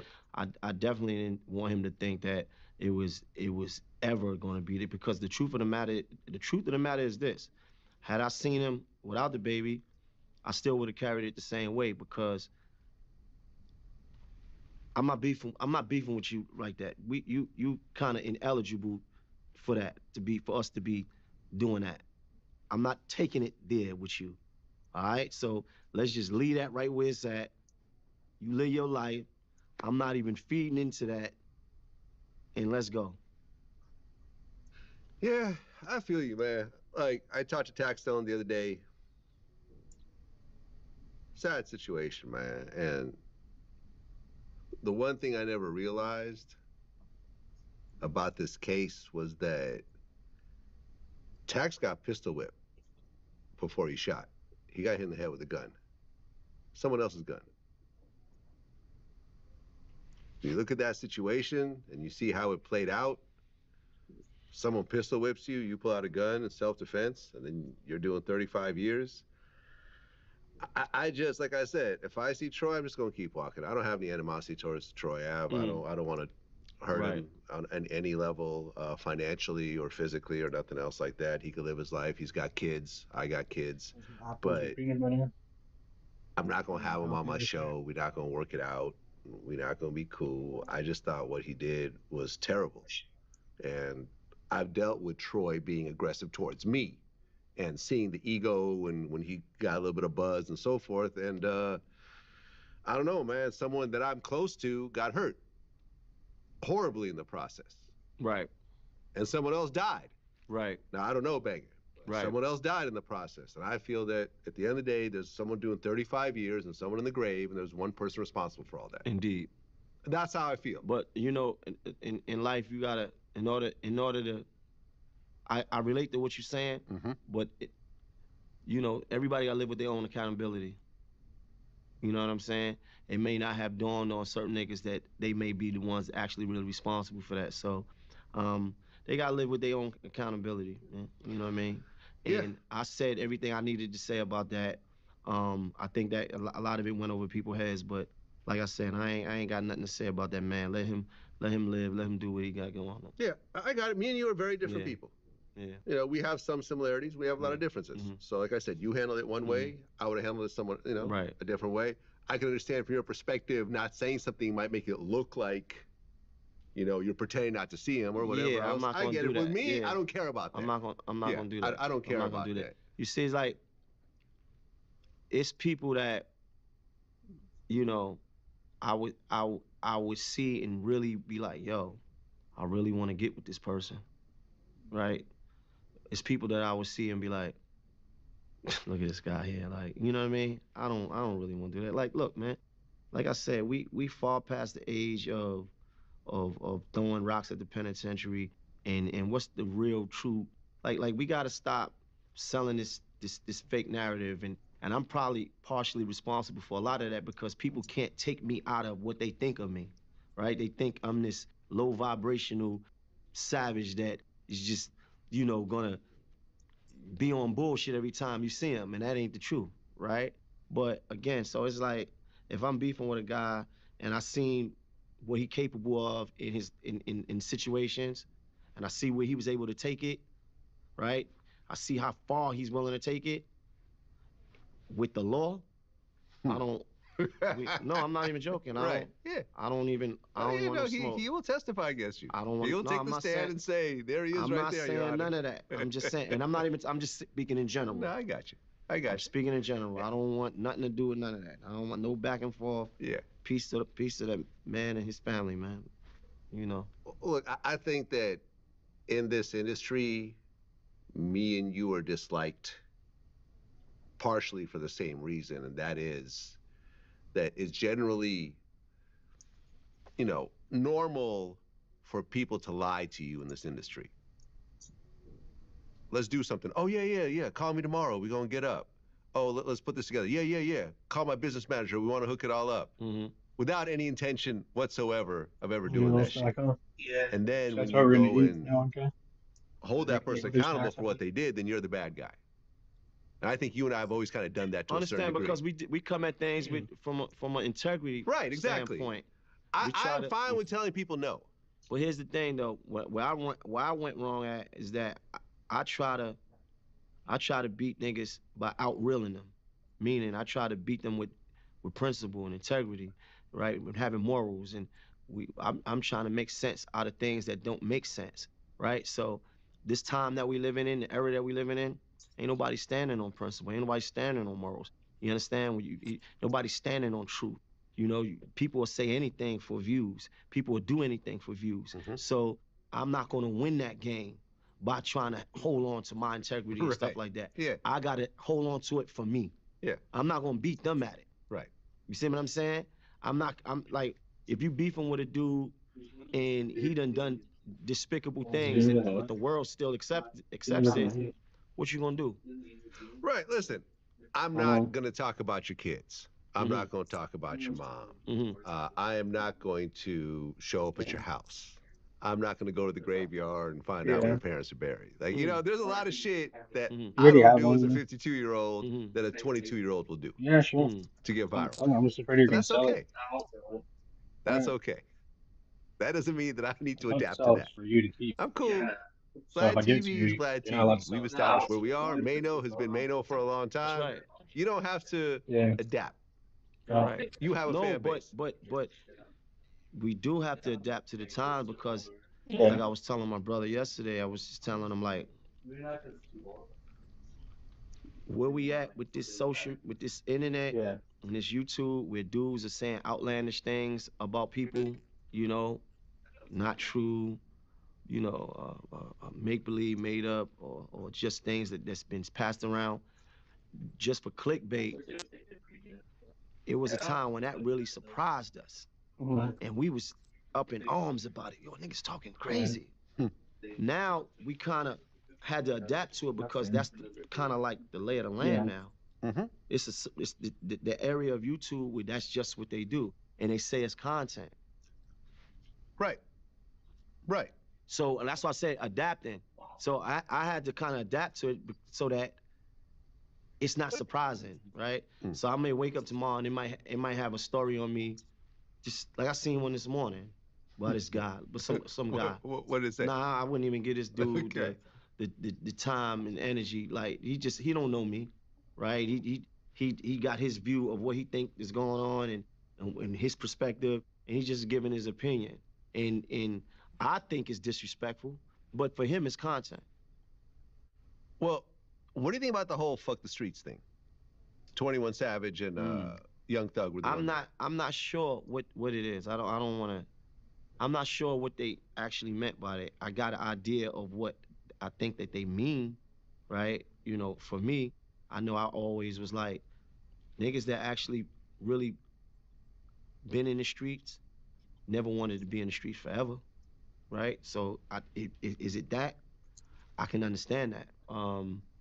You know, and what is the perspective? Is the perspective from a person that already is out of the streets saying fuck the streets? So I don't really know, and I can't really judge it. You know, he tried to clarify. He said, when I say fuck the streets, I'm talking about the part that gave me trauma. It made me can't sleep at night. If you ain't tired of that part, you ain't been through it. Say that again? When I say fuck the streets, I'm talking about the part that gave me trauma and made me can't sleep at night. If you ain't tired of that part, you ain't been through it. I understand that. I understand that. That's a personal journey for anybody that actually really been involved and been through some trauma in the streets. I understand that. They've been through extreme violence. Yeah, I can relate to being tired of that. I talked about that earlier, man. I come from wartime. I come from being involved in things, right? So now it's like I want peace. I want to live. Yeah, look, obviously saying a blanket statement like that, you're gonna get both sides of it. People like Boosie are coming in saying, well, you can't say fuck the streets when you got to where you are because of the streets, and then continue to make music about the streets. Right. Then you can't say fuck the streets. Right. That's his point. I understand that point. I see that, but I'm trying to understand what Savage was meaning. I think he had the idea and kind of is trying to basically saying like at some point we gotta kind of, you know, if we on this path of trying to step into our greatness, we gotta leave certain things alone. I get that. We gotta kind of like, you know, evolve a little bit, right? I think that may be what we talking about. But you know, the person that's in the street right now that don't really have too many other options, it may be hard for him to say anything. Yeah. Listen, it's a provocative statement. People can take both sides of it. Right. I went on Twitter and I said, fuck the sidewalks. You know, people had something to say about that too. It is what it is.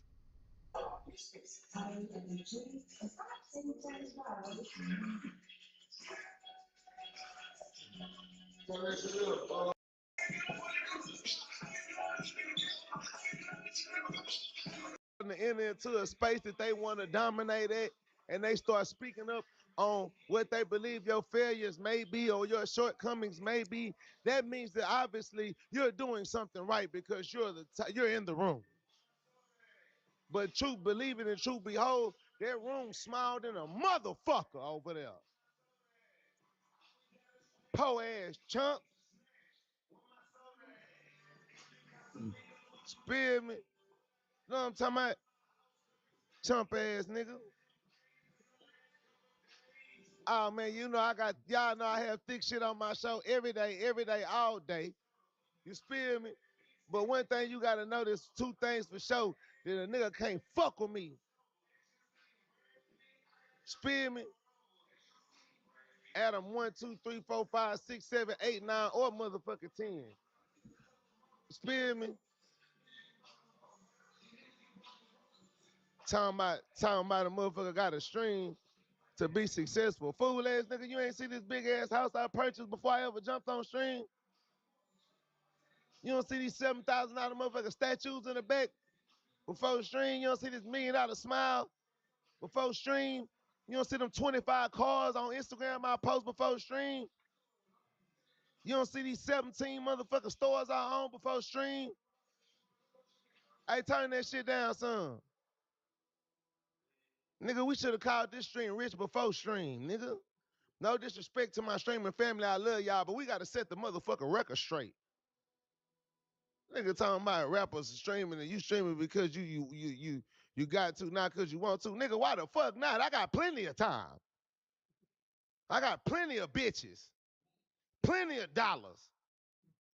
I love my motherfucking life. Why the fuck I gotta hide the way I'm living, nigga? I'm spilling this shit.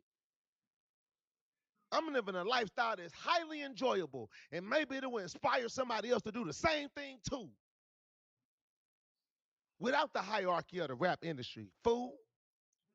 You know, motherfucking record deal, nigga. I don't know motherfucking sponsor, nigga. I don't need no fucking loan, nigga. I don't even need good credit, nigga. I know how to get liquid. How dare you ever disrespect a God of great lineage such as I? Adam, what would you be without entertainment? What would you be without the shortcomings, the dramas, and motherfucking daily lifestyle bullshit of black people in the ghetto that go through rap music? What would you be?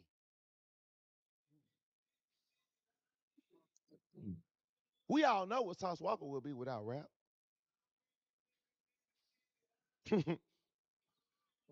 We all know my motherfucking status.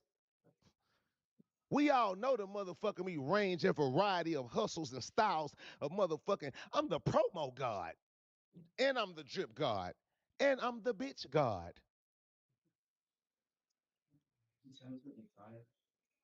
6. Nigga, I could have been anything. I could be a motivational speaker. Around like 9 or 10.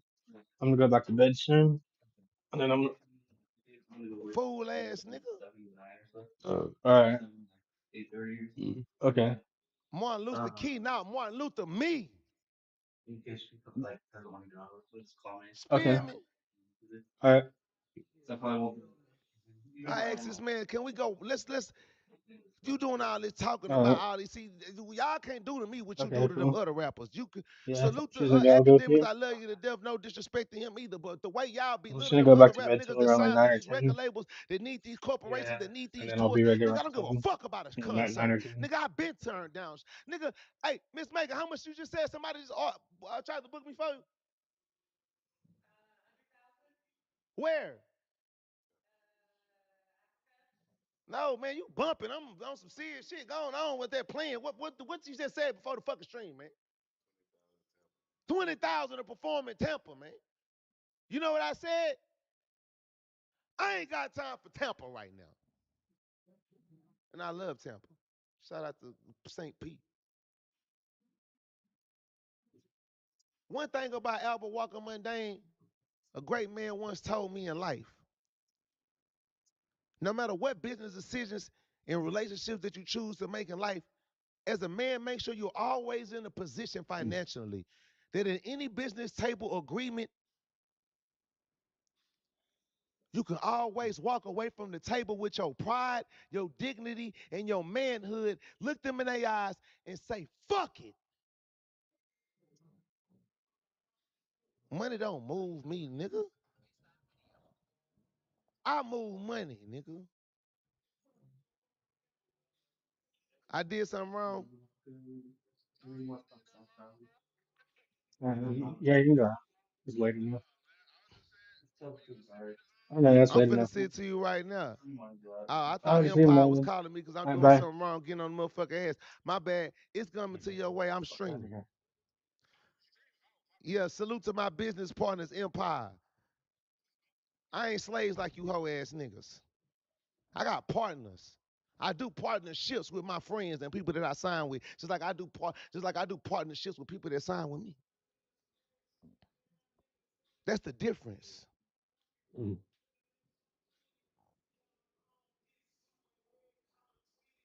I told this po-ass nigga Adam, I said, hey man, This nigga's boring as fuck. show me one of your motherfucking business portfolio setups that's in your phone where you are monitoring the profits and the sales and the shares of what's going up under your motherfucking me estate in which you control. Show me your cryptocurrency portfolio. It's just me and you right here, man. Nigga had the motherfucking nerve to talk about some you jumped on stream and there was only 80 people to it. Nigga, fuck stream. How many motherfucking companies do you own?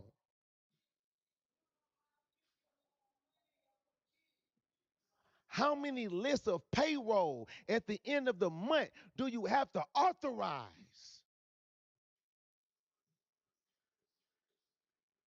In different spaces.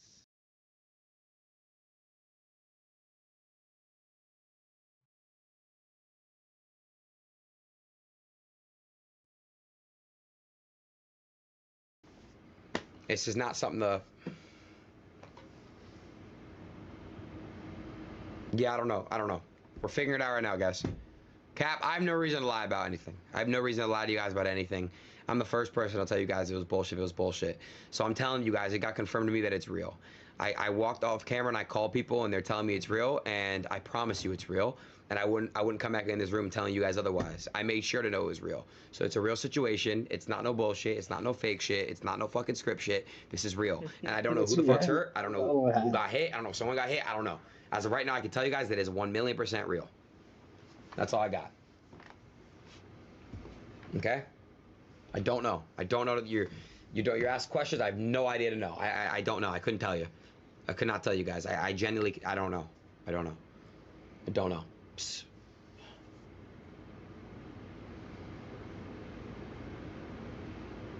Oh, he got banned. He got banned. I think so. Oh, he just ended. Or they took his shit down. FaceTime Combi? Combi's with the police right now.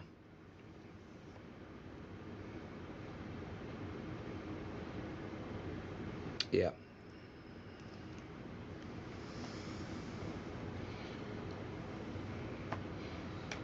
Move on. It's tough to move on because I don't know what the fuck is happening, and I'm just like you guys, and that's my friend, and I live with him, and like it's a big fucking deal. Take the yarmulke off. Get serious.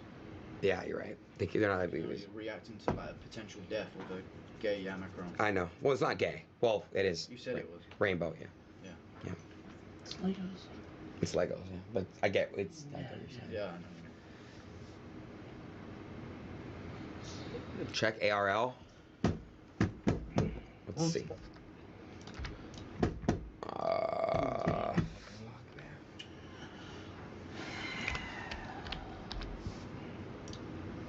Hey, fuck, bro.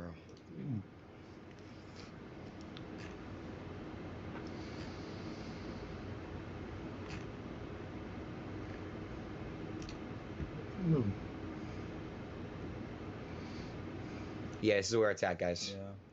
This is it. This is the area they were in. And you guys.